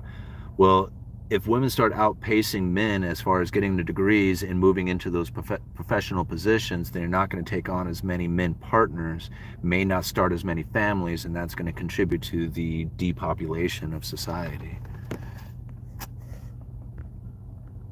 All right, anticipating big population decline from experimental injections. Yeah, I'm still waiting to hear if there's any the birth side effects or any issues that come from this massive experimental vaccination that they pumped into all these people. I mean, we have no idea what kind of effect that's going to have on the future. Maybe nothing, but it could be quite alarming. All right. Oh well, depopulation. Yeah. They will merge with Metaverse. What's not in the Metaverse will be under constant attack until that is gone. Depopulation is bullish. I don't think so. No jab here. I'm pure blood. Lots of laughs. Hello from Tennessee? Is that what it is? U.S. Who turned the chicken flu loose. First say goodbye to your rights, then your life. Well, I guess. Can't believe how many accurate thoughts you can contain in your brain. Yeah, I don't know. I guess time will tell if they're accurate or not. But yeah, I got a lot of crap in my brain, don't I? I mean, it's amazing. I'll sit there and just spit stuff out all day long.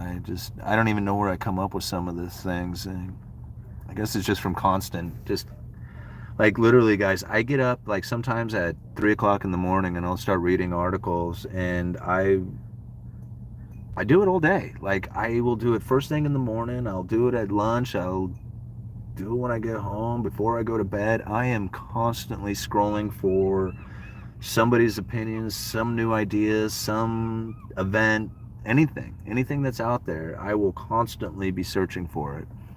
I mean, I will save anywhere from 6 to 20 articles a day, just doing the research to go back and read and possibly use for future content or just information in general. That's one of the things that I think I do pretty well, is that I will take information in, and then I'll start going back over timelines and think like, oh, wait a minute, remember this, going back and start talking. They keep, like using the speeches from the Federal Reserve. That's like a really good one, especially John Williams' speech, that monetary policy for a low neutral rate world. That speech is quite incredible. It is very telling of our current situation, and I have brought that speech up several times in videos here, and not a lot of other people bring up the content from that speech as being applicable today. And that's how I kind of do my studies. Is like I kind of do, like, I bring in all this information, and then I start thinking about it over the timelines again, and start bringing it back up and saying, hey, look at this, what about that, and bring them forward. I mean, I guess you have to be in a constant state of like consuming, this information in order to do that. And shut up and get me a chicken pot pie. I could go for a chicken pot pie right about now. I'm pretty hungry. How long have we been out here? An hour and a half. My goodness, you guys are so awesome to hang out with me. 578 of you guys. Let's see. But I need stuff. Okay, it's interesting that the Facebook went all in on Metaverse. What do you think about that? I talked about it a little bit, but to be honest with you, I would like to do a little bit more research before I really dive into like what my opinion of Metaverse is going to be. It seems to be getting quite popular, and a lot of people are moving into that thing. So it's something that we need to research and understand a little bit better. But like I said, if I do a video on it, I want to get a little bit more information so I can really give you guys a good opinion on it. All your models are destroyed. Question: if the Treasury and bonds have a fixed interest, why do people say if interest rates go up, government will not be able to pay its debt? Okay. So the interest rates on the bond is fixed. Okay. So typically, like, you had a bond. The bond would have a face value on it. At the bottom of the bond, there would be some coupons. Those coupons would have a particular interest rate attached to it. That's all fixed. Like, that does not change. The face value is going to be, $100. The coupon's going to be 10%, whatever it is. None of that ever changes. The price that they can sell this bond for does change. So if interest rates go up, the bond price goes down. So when it comes time to rolling their old debt into new debt, when they say they won't be able to afford it, is because selling those bonds is going to be too low comparatively to the yield that they pay out. Does that kind of make sense? So like, it's about rolling their old debt into the new debt. So their old debt comes due, now they need to take out a new debt in order to pay it, but the interest rates are much higher. And it's not like the bond changed, like the interest rate attached to that is still the same, the face value is the same, but the price that it sells for changes. That's why there's yield versus coupon rate. Coupon rate is fixed to the bond. Yield is what the investor is going to get after the purchase of the bond. So that's why when bond prices go down, yields go up. When bond prices go up, yields go down. So when the yields go down, the interest rates are low, you're able to sell that bond for a lot more money. That's why they say if interest rates go up, that you wouldn't be able to, like the government wouldn't be able to afford to pay its debts. I disagree with that. I have very little doubt in my mind that the United States government can pay any debt that has ever been given out. Like, there is zero chance of default coming from the United States government. Zero chance. The only problem is that they will not be able to guarantee the purchasing power. That's the problem. Alan Greenspan said that a long time ago, that there is zero chance of default when it comes to a U.S. Treasury. But the money that you get from it may not be able to purchase anything. So that's where the problem really lies. It's not whether or not it's going to get paid. It's whether or not it's going to have a purchasing power after it is paid. I asked about the truck earlier and was given no response. Oh, it's not a new truck. I'm sorry, man. There's a lot of comments coming through, guys. It's not a new truck. It's an old truck. It's a 2002, if I remember right. S10. I bought it for $1,200 off of one of the local deputies here. It runs okay. It gets me around, and it's a pickup truck, so I can throw something in the back if I ever needed to, and that's really ultimately why I bought it. The Toyota was running low on gas, and since I kind of live out in the country now, I didn't want to take the chances of running out of fuel, so I brought my 1-gallon gas can with me to fill it up with fuel so that I can drive the Toyota back into town tomorrow. So, wasn't that a fun story? Stagflation. He said it like you're a service. I guess I kind of am, right? Just ask me question kind of service. All right. That's rookie's number. I don't know. What's the best place to park? What? The best place to park? I'm not sure what that means. Let's see here. Uneducated, just giving you a tough time and change the mood a bit. It's a new truck to you, so that's right on, brother. Hey, thank you, man. I didn't take any offense by it, No, it is. I mean, the way I kind of see it, like, I have always driven shitty cars, like, always. And I don't know, maybe it's because, like, I just see so much wasted money going into new vehicles. Like, I took a trip down to Tillamook yesterday, and I was checking out this Camaro that was parked on the side of the road. And I thought to myself, I was just like, man, I would really love to cruise around in that thing. Like, that would be like badass for me to, like, to have for like my daily driver, or just something to just drive around.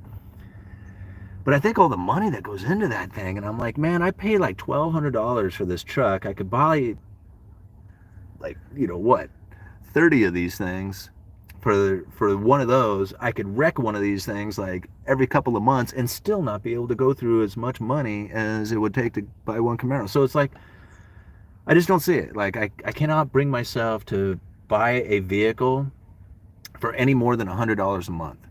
That's my goal. Like, if I pay $1,200 for this truck, if it lasts me 1 year, I made my money off of it. My Toyota, I paid $500 for that thing, like, what, 2.5 years ago? I mean, I did a video the day I got it, so I'm still driving that thing around.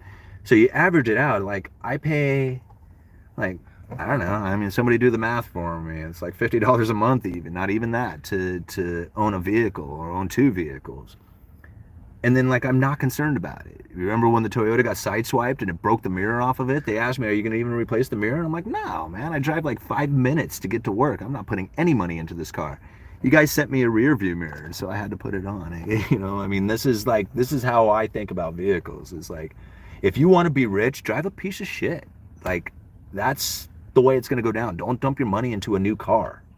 It doesn't make any sense. Like, you can almost buy a used running vehicle for as much as it costs to repair most vehicles. Like, it seems like every time somebody tells me they went to the mechanic, it was like $1,200 or $1,500 or $2,000 to repair a vehicle. And I'm thinking, you could buy a crappy running car for like $1,000, $1,200 and just throw it away. Like, you could actually take it to the wrecking yard and get like a couple $100 for it and scrap.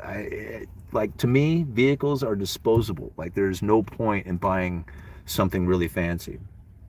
But I do feel like I want to drive a Camaro around. Wouldn't I be cool in a Camaro? Do you think, would you guys leave the channel if I started doing videos from a Camaro?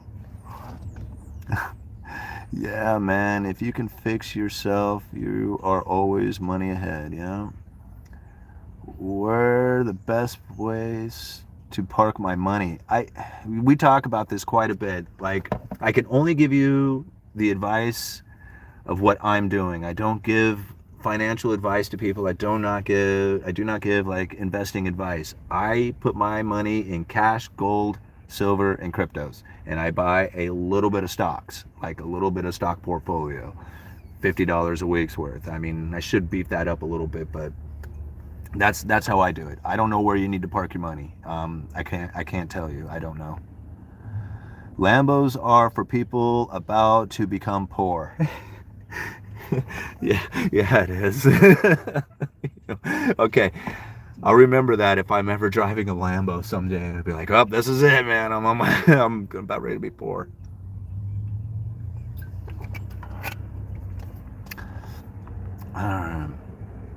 I have seen people with brand new BMWs fueling it with $20 USD only. Lots of laughs, shaking my head. I saw that exact same thing. So I'm in my crappy little Toyota, right? I go up to the gas station, and here comes this big Ford, beautiful truck. It's lifted. It's got these beautiful wheels and tires on it. And it comes to a stop, and I kid you not, like 4 inches comes out of this truck. It drops down. This young kid pops out, and I kid you not, he puts $20 into this truck, and he says that, he goes, nope, that's all I got on me. And I'm thinking, oh man, how much did that thing cost? And you can't even drive it around now. Like, I mean, what a waste. What a waste. But it looked really cool. It looked really cool. I have to give him that. I mean, he looked good jumping out of that thing, badass car. Fucking ridiculous. Oops, sorry, I didn't mean to cuss. Sorry, guys. Alright, his daddy bought that truck for him. I'm sure of it. It's probably his dad's truck. Alright, what's this? Thoughts on tiny homes on wheels? They seem pretty cool. Actually, I know a few years back, they built one on a car trailer and brought it here to the store to show us everything that they had done to it, and it was sweet. It was really, really cool. And they towed that thing up to Alaska, and that's where they were going to go live, is up in Alaska with this little tiny house that they built on a car trailer. But Yeah, it seems like, I mean, seems like a way of going about it. It's kind of like van life, only different. I mean, if you were going to do like a permanent like house or something like that, I don't know if I'd really want to live in a tiny little house. I mean, you might as well be living in a van or an RV or something like that. And then you could just travel around wherever you wanted to. But anyway, best way to save money is to live in a car.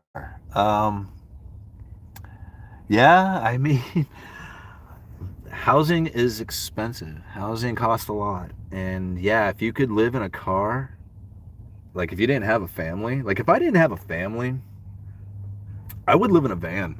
Like I totally would live in a van. No problem about that. And if I had a YouTube channel and no family in a van, I would like I would go everywhere. I would just travel around. I would go places that I'd never been before. That to me seems like a great way of going about life. But you got to raise a family and you got to do it right and you got to make sure that these kids have stability and have good quality food and a good atmosphere and education, you know, develop a productive member to society. All right. I never did hear. What do you think? Can I drive a Camaro around or would you guys bail out on me? All right. If you have cheap rent that meets your needs, you'd be stupid to pay top tits price on housing right now. I know. I so agree, man. So you guys know that the landlord is like, man, I want to sell the house. House prices. So that was way back in July. It still hasn't sold yet. Average house price in Canada is over 800,000. Oh my god. That's where the average house is $800,000. Like that's like it's hard to believe that it could even get there. Like how is that even possible? Kids cost the most, but what are you going to do? Well, you raise them, man. You raise them to the best of your ability, man. That's what you do. There's nothing you can do like to change that. You just work damn hard to make sure that they have a decent life. I mean, they didn't ask to be here, you know, and you got to treat it right. You only got one shot at this. It's nothing to be messing around with. You know Bitcoin, but you don't get it, uneducated. Keep learning. I own Bitcoin, but I don't get it. What part don't I get? Like, I'm not anticipating Bitcoin is going to make me rich. I don't anticipate that. I anticipate that Bitcoin is going to be in existence in the future. What it's worth, what it gets traded for, what it does, I have no idea. But I don't think it's going to go anywhere. And I have missed out so many times by not being in a holding position of crypto. I'm not going to do that again.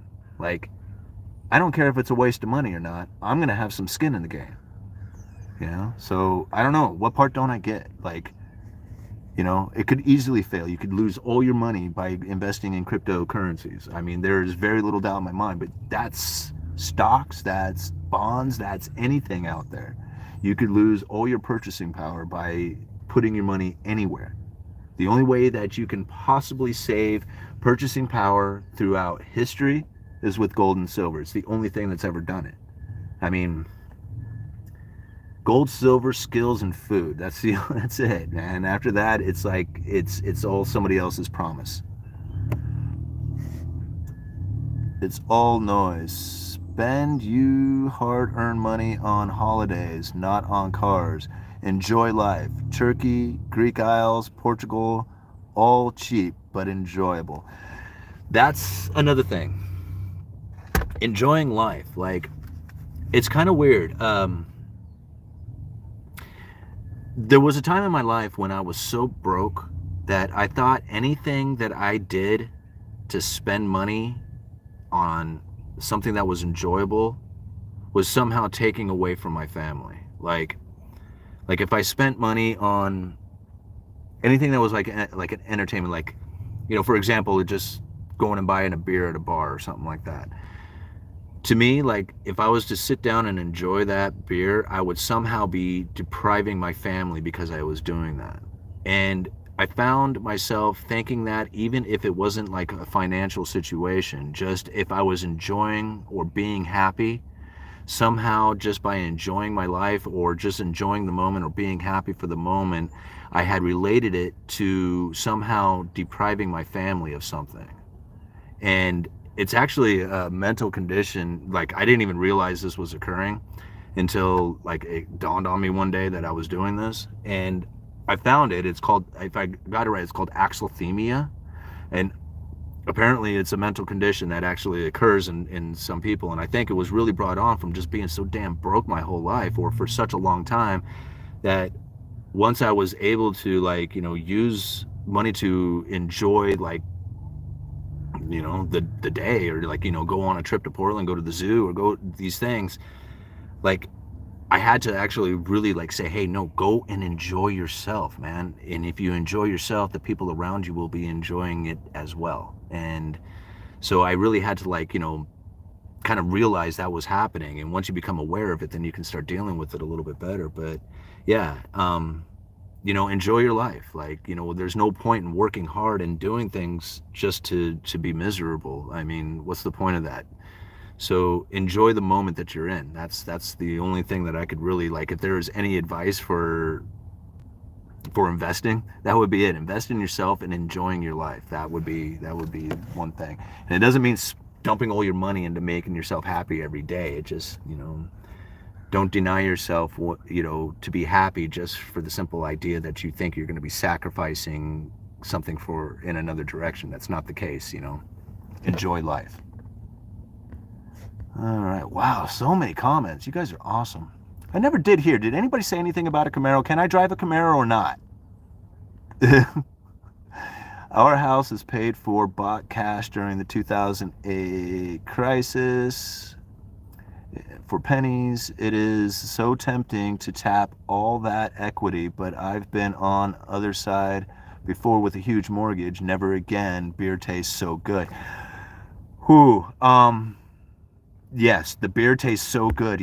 That's one thing. Remember, like another video. I do a video every day, so it's like you guys get a record of my life history here. So the day that I paid off my credit cards, like I was about $3,000 in debt on credit cards. I was much more than that at one time, but I had been saving, stuffing envelopes, and I said if I ever stuff these envelopes to the point that I could actually go down and pay off my credit cards with it, I'm gonna do that. Well, I did. I did a video on like going down to the bank and paying off my credit cards. But after that, like all of a sudden the world was so much nicer. Like everything seemed beautiful. I could like everything tasted good. Being in line waiting was enjoyable. Like everything about being out of debt made the world just seem so better. And yes, the beer tastes better when you know that that there's no debt behind it. Unfortunately, I don't think I'll be in that position ever again. I will forever be indebted to this house. And it was nice being out of debt for a few years. Like it really was. But yeah, I don't know. I don't know if I'll ever be out of debt again. So. Okay, you can get the 80s IROC and keep the dice. Okay. Drive Camaro to Sunday bingo. Yeah. Forget the Camaro. All right, don't forget the Camaro. Get a Camaro Z28, another 1989 to 93. Camaro, yes. Disowning you, Mustang, different story. Let's see. Access will be denied. Cash is not king. It is worthless. You are not allowed to drive a Camaro. Okay. I didn't think I would be. In fact, I'm going to have to get one and keep it secret. You guys won't even know that I have it. Yes, you can drive a Camaro. Well, I'll let you know about it. But all right, let's see. So yes, no on the Camaros. The government and Fed know zilch. You get what you vote for. This is only the beginning. Invest defensively. Yeah. Pooping while standing. I love that name. Everything is speculative, non-argument. Get the Mario dude. Startup, exhaust, and burnout. Its intro onto the videos. Lots of laugh. Yeah. Just rent the Camaro for a week. Yeah. Or a weekend. Yeah, I could. Sure, drive anything. Just keep live streaming. Okay. Rent one for the day. Yeah. As you said earlier, time is the most valuable commodity, but sleeping good at night ranks up there. Yeah, and that's something that I have like always struggled with, was sleeping through the night. Like I will crash out at like 8:30, 8 o'clock, 8:30, and then I will be up at 2 or 3 o'clock in the morning. And I would, again, like, I'll fall asleep like an hour before I'm supposed to be up. And that's the way I've been, like, my sleep habits have gone for a very long time. And I don't know, like, I sometimes I'll get into normal sleep patterns. I've tried like the melatonin stuff and valerian roots and stuff. I mean, I've tried some sleep aids. I have never tried, like, taking any kind of medication for it. But honestly, I think it's because I drink too much coffee. I think, honestly, I drink way too damn much coffee, and that's probably one of the reasons why I end up with, like, sometimes like high anxiety and like sleepless nights and stuff like that. But I love the stuff. Like, I can never seem to get enough coffee. Anyway, to pay debt off, you must outpace inflation, right? We hold the hardest assets. Well, uneducated economist, buy a log truck. Perfect sleep habits for that. Yeah, absolutely right. Psilocybin mushrooms are useful. Yeah, I'm in the area of psilocybins. Like, towards the end of October throughout November, those psilocybins, they grow like weeds around here. And I mean, I see them all the time. I used to study mycology for a hobby, so I used to be up in the woods all the time picking mushrooms and trying to identify the different species and stuff out there. And to be perfectly honest with you guys, like, I mean, I'm not big into psychedelics. I have tried them in the past, just for fun when I was a kid.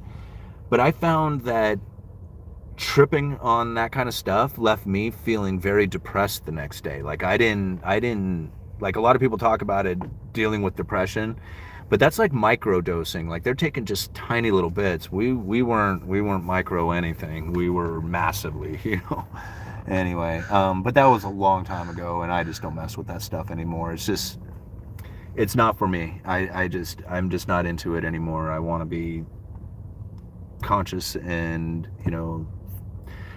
my mind already spins on so much stuff. I don't need any help with anything like that.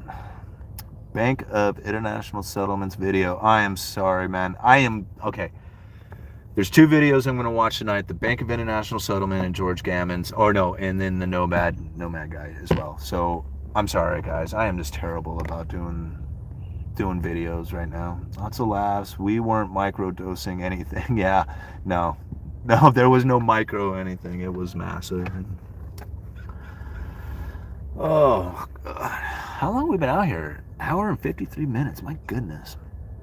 I've grown them before from a kit. Yeah, there's a lot of people, like, since they decriminalized, all the drugs here in Oregon, where you don't really get in trouble for it, possession of a small amount of anything is, like, pretty much, you don't get in trouble for it at all. So the idea of, like, the, psilocybins and stuff like that has become much more open, and out of, like, the party phase and more into the medication style, using it as a medicine. A lot more, like, research and understanding of it.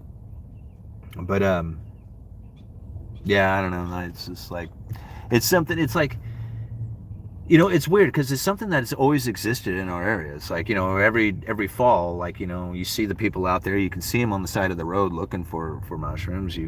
They get caught all the time out there on the beaches and stuff, by the state troopers, trying to bust them and stuff. But I don't know, to like the idea of it like being like, I don't know, like a mainstream sort of medication and stuff. The experiences that I had on it, it's not for me. It's not anything that I would promote. Need help going to sleep? Watch message videos on YouTube. Massage videos on YouTube works for me every time. UE, true organic, or true. What does it say? True orange piling moment is going to be magnificent. Best so far was Jordan Peterson when he realized miners monetize standard energy and can transfer the value over the internet. Huh. I'm not sure about that. They say mushrooms are good for depression. Never worked for me. Um, yeah, like I said, the few times that I had done it, I felt very drained and not feeling like, I wouldn't say, I don't know, maybe, yeah, I guess I'd say like even afterwards I would feel like a little depressed, from it. So, but again, like we were doing way too damn much. Has decriminalizing made it better in your opinion? Um, I don't notice anything different. The police say they hate it. Like they can't, it just runs rampant. Like people just do it right out in the open now, and there's really nothing that anybody does about it. Um, I would say like in areas like up in the Portland area where it's really prevalent and it's like really out there in your face and really exposed, and yeah, that's a problem. However, our area was always full of it, so I don't know if it's like the people, like if there's more use going on or if it's just more exposed, like you can just see it more now because people just aren't as worried about it. As far as like increase in like issues, I personally haven't seen it, but again, like in Portland things are getting really bad, and I can only assume that would have to be contributed to a lot of like drug use that is happening up there. Again, when you can't bust the people for it, then and the cops just don't chase it anymore, yeah, it's probably going to end up becoming a more of an exposed problem as opposed to just like, people, like more people becoming addicted to it. I think that if you were going to be a drug user, that was going to happen regardless if it was legalized or not. Everybody makes a conscious decision to get high the first time. You have to think about that. You made that decision to do that. If you are not the type of person who's going to experiment with that stuff, then it doesn't matter if it's legal or not. If you are, then you're going to do it. I know one thing, that anywhere that I have ever been inside of this country, you can get drugs. It doesn't matter if it's like decriminalized or not. You can go to any place in anywhere in this nation and you can just about get anything that you want. It's just a matter of just talking to the right people.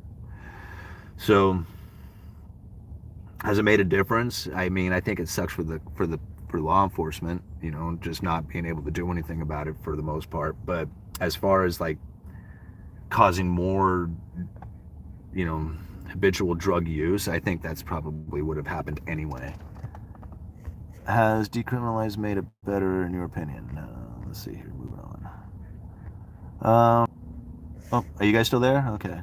Just kind of lost connection there for a second.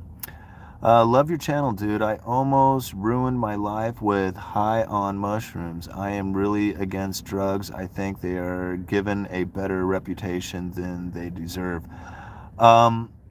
Yeah, I'm not going to knock the psilocybin use because there's people out there who are swear by it, say that it works. It's not for me. It's nothing that I would recommend. I'm not down for it. When it comes to like marijuana, same thing. Like there's like, especially when it comes to like the CBD, that stuff, like there has been too many people who have come to me and say, no, that stuff really does make a difference. It eases with pain. It eases with a lot of like issues that people have out there. It is an obvious powerful medicine that is happening there. I can assume that mushrooms are going to have some sort of powerful medicinal use to it as well. But my experience between the two, marijuana is a very mild drug. I mean, it's potent. It's potent for people who have never used it before. But if you smoke enough weed, you get to the point where you really just don't get high anymore. You just feel the same, only different. I mean, you're walking around high as a kite. Like, I mean, there's no doubt about it. But the actual, like, functioning, it's not nearly as much as somebody who doesn't. Like, you if you don't smoke weed ever and you go and hit some of the super powerful weed out there, it knocks you out. You're comatose. You're out, you're on the couch passed out. But if you're a daily smoker, like I watched my buddy take 30 bong hits in a row, and he was conducting business at his dining table like any other, I mean, he was on the cell phone doing business, and like had no problems with it at all. So that's kind of, the way I feel about the two. Anything else, you start getting into like those super hard drugs, you start getting into the meth and the heroines and all that other stuff, then yeah, that stuff is just like, that's not anything that I feel is like useful. Getting high and going around to the local coin shop is the best day ever. Dude's got a new ride. No, it's not new. I just drove it today, so. Precious metals have a big B-shaped hole in the middle of them. Careful. It's unprecedented times now that we have a much harder asset around. Kratom is great. Yeah, I don't know. I've heard a couple of people who are not, I don't know. Again, I don't know about the Kratom. I don't know.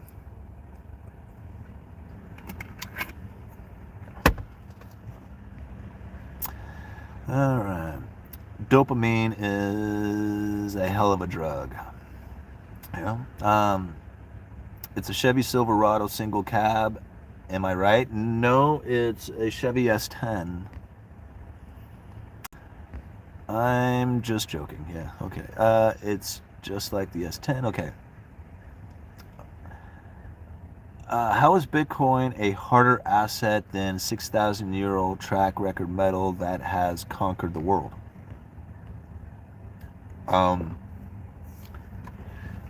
Well, I mean, they're two different things, but ultimately, you think about it, if you want to do a transaction with somebody using precious metals, you have to be in their physical presence. You have to hand it to them, or you have to trust a third party to deliver it to them. You don't have to do that with crypto. With Bitcoin, you can do a transaction with anybody in the world, and then once you start that transaction, there ain't nobody who's going to stop it. So, how is it better? It's different. It's not the same. So, all right. Any bored wives here? Weed is too strong these days. People going schizo on it. It's borderline narcotic. No. Sorry, Greg. I don't think so, Greg. I'm sorry, man. Oregon is probably one of the most weed prevalent states in the nation. Like, it was always, that's another thing. Like, weed has always been decriminalized here in Oregon. As long as you had an ounce or less in your possession that wasn't busted into packages, you paid, it was a misdemeanor. You paid a fine, and then they confiscated the weed and you went about your day. It didn't ruin your life, right? So long as you weren't like driving and smoking or selling it or doing something like that, it's always been decriminalized. So weed is a very prevalent thing in my area. Nobody goes crazy on weed, all right? Nobody will ever go nuts on weed. You can go nuts on meth, you can go nuts on alcohol, you can go nuts on a lot of stuff. People don't go crazy on weed. It doesn't happen. There may be an individual who loses their mind and weed helped them along with it, but it wasn't the weed that causes people to go schizo. That does not happen. I don't know where people come up with that. They probably can't control its Becca. I don't know. Only chance you get to go nuts on weed if it is cut with something. That's right. That's the only way. I mean, weed doesn't make you go crazy. Weed, like, if you are not used to it, weed makes you go to sleep. If you are used to it, weed makes you feel the same, only different. Weed doesn't make you go crazy. I don't know why people say that. I mean, it'll make you be stupid. Like, you'll laugh and joke and do stuff like that, but it doesn't, people don't go crazy on weed. That's nuts. It's like, that's leftover, like, what was that old movie, the Reefer Madness? They probably can't control it because it grows so well in Oregon. Yeah, gosh, did you see the bust that they did down in southern Oregon? Holy moly, like the drug cartels are just going nuts down there because, like, it's legal to grow and legal to produce and stuff like that. Like, there's no enforcement of these illegal grows, and like all these drug cartels are like growing down in southern Oregon, producing millions of pounds of this weed, and they're distributing. I mean, assuming it's leaving the state. But holy moly, like these locals are down there going like, what the hell? We got drug cartels like growing millions of pounds of weed in our area. You got to do something about this. And law enforcement went in there and busted it all, but it was like, it's unreal. Like, the amount of weed in the state is just, it's like, it practically pours out on the ground. You see like the containers, like, the containers that the weed comes in, whether it's joints or the little cup things that they use, you see them laying all over the place. I mean, it's super prevalent here. It's crazy. All right. Weed is way less effective on a person than alcohol. Both are depressants, but one affects a person way more than the other. Yeah. Hey, right on. Whoa! Wow, $100 super chat, man. Thank you so much. Let me answer that question real quick about the alcohol and weed, just because I hit it real quick. That's true. Like alcohol, you can get as high as you want. Like alcohol has no limit. Like you want to get blasted, you can just consume alcohol until you finally get nailed. But when it comes to smoking weed, like you can, after a while, like you can smoke weed and it's just not, I mean, you're still kind of getting high, you're real high, but you just don't, it's like it's no longer working anymore. It just doesn't get you that high. So your tolerance for weed can grow to the point where it's just simply just barely works anymore, and it's more like just being the same, only different. Alcohol, much different. You can get nailed by it. All right. TMC, thank you so much for this $100 super chat. You are so awesome. Love the financial discussion here. Reminds me when I was in my early 30s, 1980, 1990, sitting in my car at the University of Houston studying finance and accounting. No better office space. Haha. Yeah, that is so true. I tried doing these videos from other locations. Like, it's fun to do it out there right on the Riverwalk. That's like one of my favorite places to be, and that's probably where I should have been today. But the vehicle is where I found it was the quietest place that I could do recordings. So that's why I do them in my car. That's the reason why I originally started in my car. It's just because it was simply quiet. But then, it kind of caught on that I do videos from my car. So now I'm kind of stuck in my vehicle to do videos. But that's okay. I don't mind. I like being in my car to do the videos. It makes it unique. Coffee does it every time. Burns the adrenals out. Yeah. Yeah, I love coffee. I drink lots of it. I drink way too much of it. Like, gosh, I couldn't even tell you. I mean, I wouldn't be surprised if I drink a dozen cups a day. God, that's scary. That's sad. Pooping while standing. Did you make sure you checked the chart before you posted? I'm not sure what that means. Bitcoin is all you need. There is a reason it continues to go parabolic. The government loves Bitcoin because they can easily tax it and it keeps liquidity out of gold and silver market. Yeah. Love my coffee. Yeah, me too. I am surprised they didn't have a car set at the Rebel Capitalist Live for you to sit in. That's funny because we joked around about it. I was going to bring the dice and throw them off the, pitch them, dangle them off the damn podium there, but yeah, I didn't bring them. Oh man, I drink coffee like that too. Yeah, I think that if you study the economy like we do, it's almost a necessity that you drink like a dozen cups of coffee a day. I think and then that you be up at 3 o'clock in the morning thinking about monetary policy and interest rates and stuff. I think it's pretty much a necessity.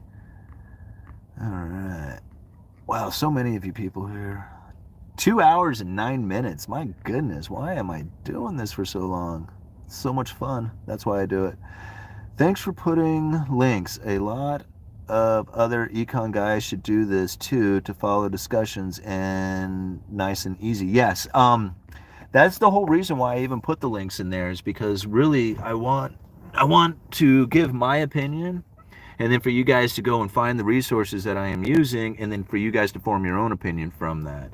Now, that's the way I've kind of done this channel from the very beginning, and that's really what I feel is probably a reason why we have such a good like community of people here, is because we're trying to discuss that. Like, we're trying to figure out what our opinions really are for the positions that we are in. That's why people ask me all the time, what should I do with money? And it's just like, man, I don't know. Everybody's different. Like, are you 18 years old or are you 80 years old? Like, there's going to be a huge difference in what these two people are going to do with their money.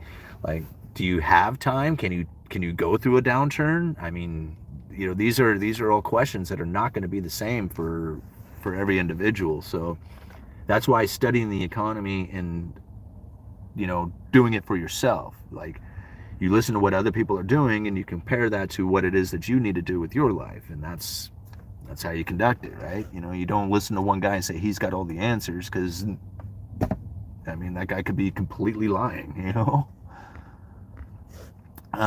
They invented the coffee break because people know it improves productivity. It is not a weed break. Well, weed, we don't know that. Weed might be a good substitute for coffee for some people. What is your opinion on keeping cash in the bank, or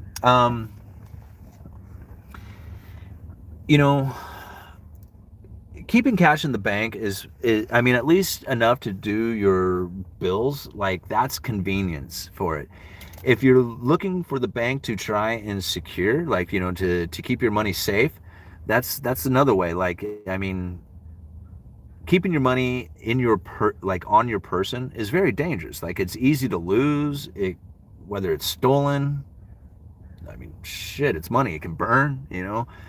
So keeping money in the bank is like a very safe way, an easy way to deal with the distribution of your finances and bills and stuff like that.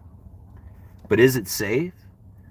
Well, yeah. I mean, we haven't had bank failures to the point that people couldn't get or lost their deposits. That hasn't happened in a very long time. And considering that, most banks are insured, the FDIC insurance, what you would have to be really concerned about at that point is like a major, like, nationwide, like, bank failures taking place, where there just simply wouldn't be enough for the FDIC to insure all those accounts. They would all, some people would just end up failing. If that's the type of environment that you think you're headed to, then yeah, you certainly don't want to keep any money in the bank. But I really don't see that kind of thing happening. What I would be more worried about is having money in the bank and then having that converted over to a central bank digital currency, and then you'd be locked into the system after that. So get your fiat debt-based units out of the banks, get a huge safe, drill it in the ground, put a tracking device in it, and acquire as much physical gold as possible. The government will tolerate competition with the dollar. You will either get invaded or die. Cash is still king. Yeah. Well, man, it's so fun hanging out here with you guys, but I don't know. Like, should we give it another 10 minutes and then go home? I mean, I can't do this forever, as much as fun as it would be to do. Good question. Buy good percentage staking cryptos and take the profits to buy gold, silver, gun, land. Simple if you know how to work the system. Cash is still king. What do you think of the U.S. car market right now? I think it is incredibly overinflated, and I certainly would not be interested in buying a new car at any point in the near future. Like, I am not interested in that kind of idea. They are sitting in a position in which that I feel like once the supply chain really starts to free up, once the semiconductor issues and the chips are no longer in massive shortages and stuff like that, I feel like, the car prices, as far as this elevation goes, is going to be dropping, and probably dropping dramatically if the interest rates really start to rise and causing those loans to be more expensive on the average person. Right now, I mean, the prices are just so expensive. It's just ridiculous. It's like looking at houses or something like that. But again, like, these things, I just don't feel that they can last forever. And, at some point, like, they're going to raise these interest rates, and that's going to start, putting caps on all these asset prices from going up. Whether the prices actually come down, that's going to be another story. There's inventory shortages both in houses and available cars to purchase and stuff like that. So long as you have this low inventory and high demand, prices will stay elevated. But the moment that that churns and all of a sudden, like, people's homes are dropping fast, it makes it very difficult for people to say, well, I'm interested in buying a home, but I'm not interested in buying a home at asking price, considering that in 6 months it's going to be worth 10% less. If that's the type of environment that's coming, man, that's going to be very hard to see, like, to see these elevated prices continuing. Like, that would cause people to start selling off, to start getting out, to not make as many purchases. It'll cause the deflation, right? It's inflation expectation, and if you drop the inflation expectation, then it can be it can be self-perpetuating. You know what I'm trying to say. Asking prices of homes are ridiculous. Yes, they are. Stockpile wood. All right. Let's see. Uneducated Economist. Do you think there will be a Russia war within 2 weeks? No, only because I really don't research into that deep enough to have an understanding of a timeline on something like that happening. I think that the media is going to push the narrative of a war, especially if the Federal Reserve is trying to back out on their asset purchases. If you can convince everybody that there's a war coming, then they're going to want to get into the safe haven assets, and that's going to push, like, people into US treasuries. So the media could be working in conjunction with the Federal Reserve. So as they back off on their purchases, the media pushes out that war narrative, getting people to buy into the bonds, trying to get into that safe haven, kind of make up for the Feds backing out. But the realism of an actual war taking place, yeah, that could be a scary scenario on its own. Do I think it's going to happen? I don't think so. Although they might push the narrative really hard. Putin is a master strategist. Yeah, I agree with that. I don't think he's anybody to be messing with. I don't think he's anybody to be messing with.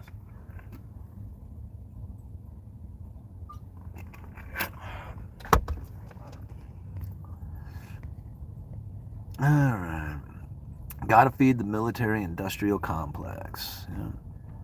They support it. Getting interesting. Oil priced in Bitcoin. Yeah. Living in Russia. Putin isn't in his mind. No, he's out of his mind? Yeah, I can believe that. Hawaii maybe 4 years ago. No way you need millions of troops to entertain war in the East.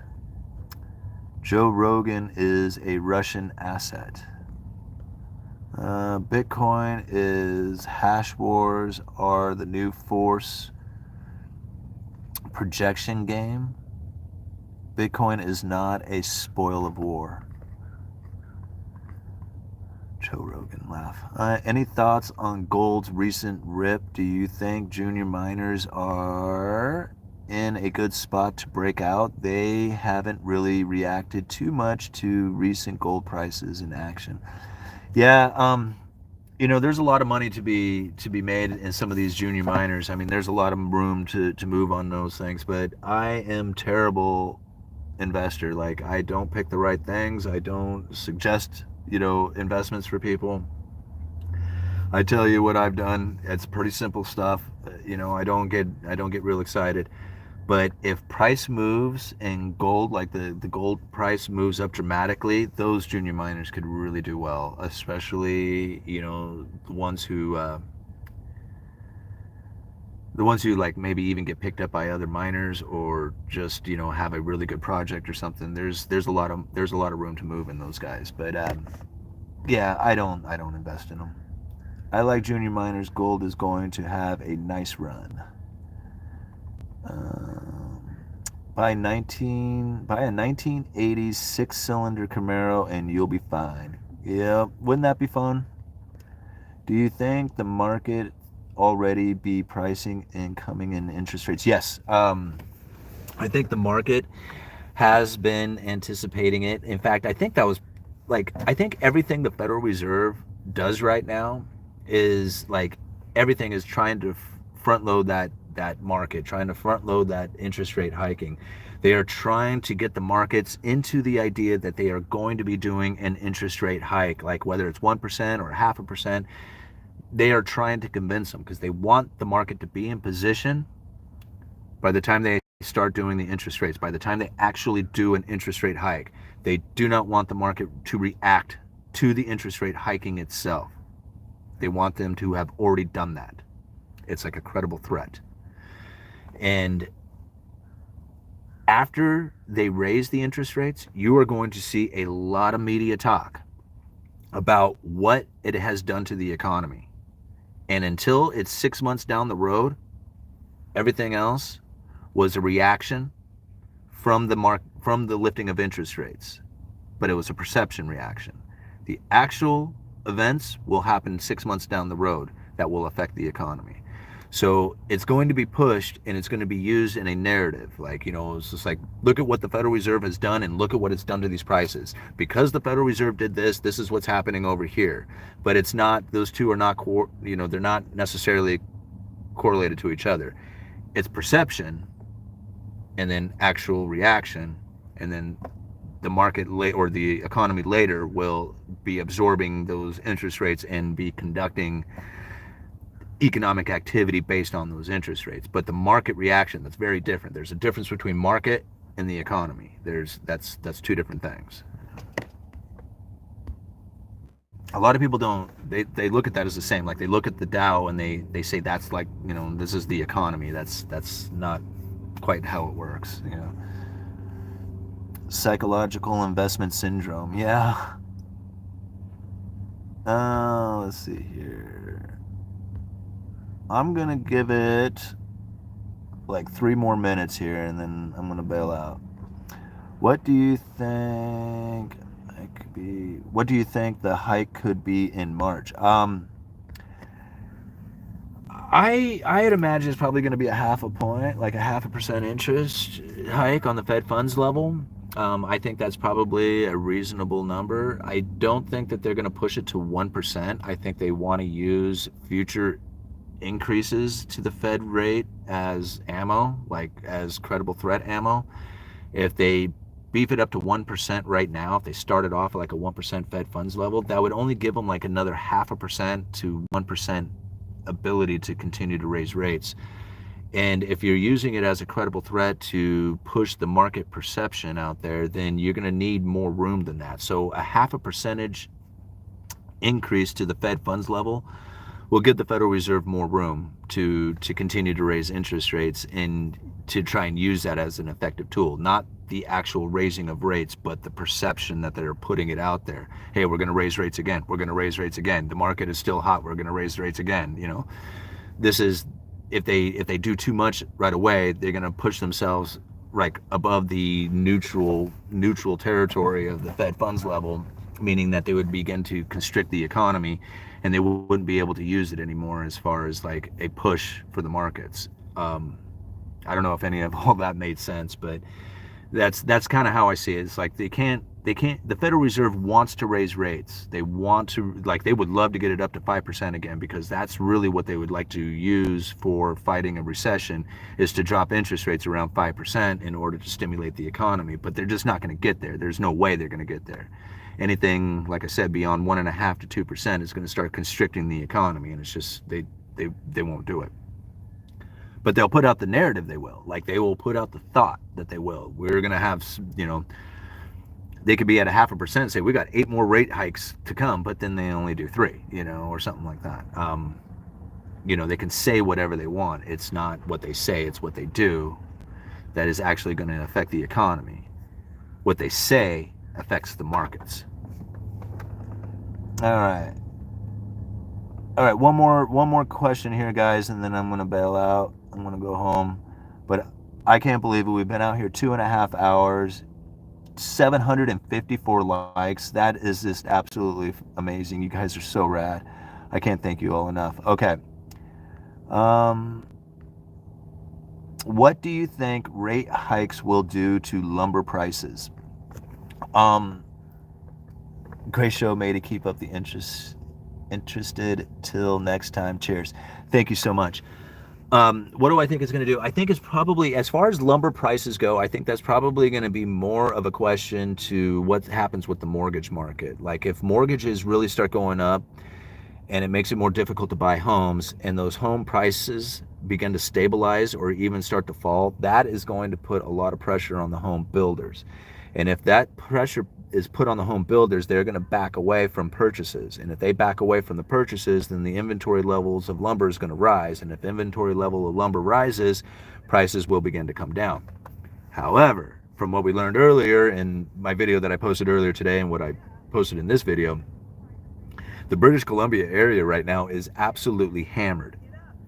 And they had just announced, Canfor just announced that they are shutting down one of their production lines. Excuse me, guys. Shutting down one of their production lines and pulling 150 million board feet of lumber off the market. Now, that works out to, like, I don't know, over 20 million studs, something like that. Like, that's a lot of lumber that they're pulling off or pulling off the market. And they're not going to be the only ones. They call it the annual allowable cut is dropping up in the British Columbia area. The beetle infestation that had killed off a lot of the trees did an environmental damage between them and the forest fires and the harvesting management that had gone on up there to try and deal with the beetle infestation through the harvest mode or the salvage mode that they went into. That's going to leave, like, the supply chain not able to come back into the condition that it once was right away. Those mills are moving down to the southern part of the United States. At some point, those guys will come online and start distributing through the country. So there's a lot of factors that we're going to have to look at there. But the overall question, will rising rates affect lumber? Yes. If rising rates continue to go up, puts pressure on homes, home sales fall, builders get nervous, stop building, stop buying lumber, inventory rises, prices come down. All right. Uneducated economist, you guys let me know. Love you guys.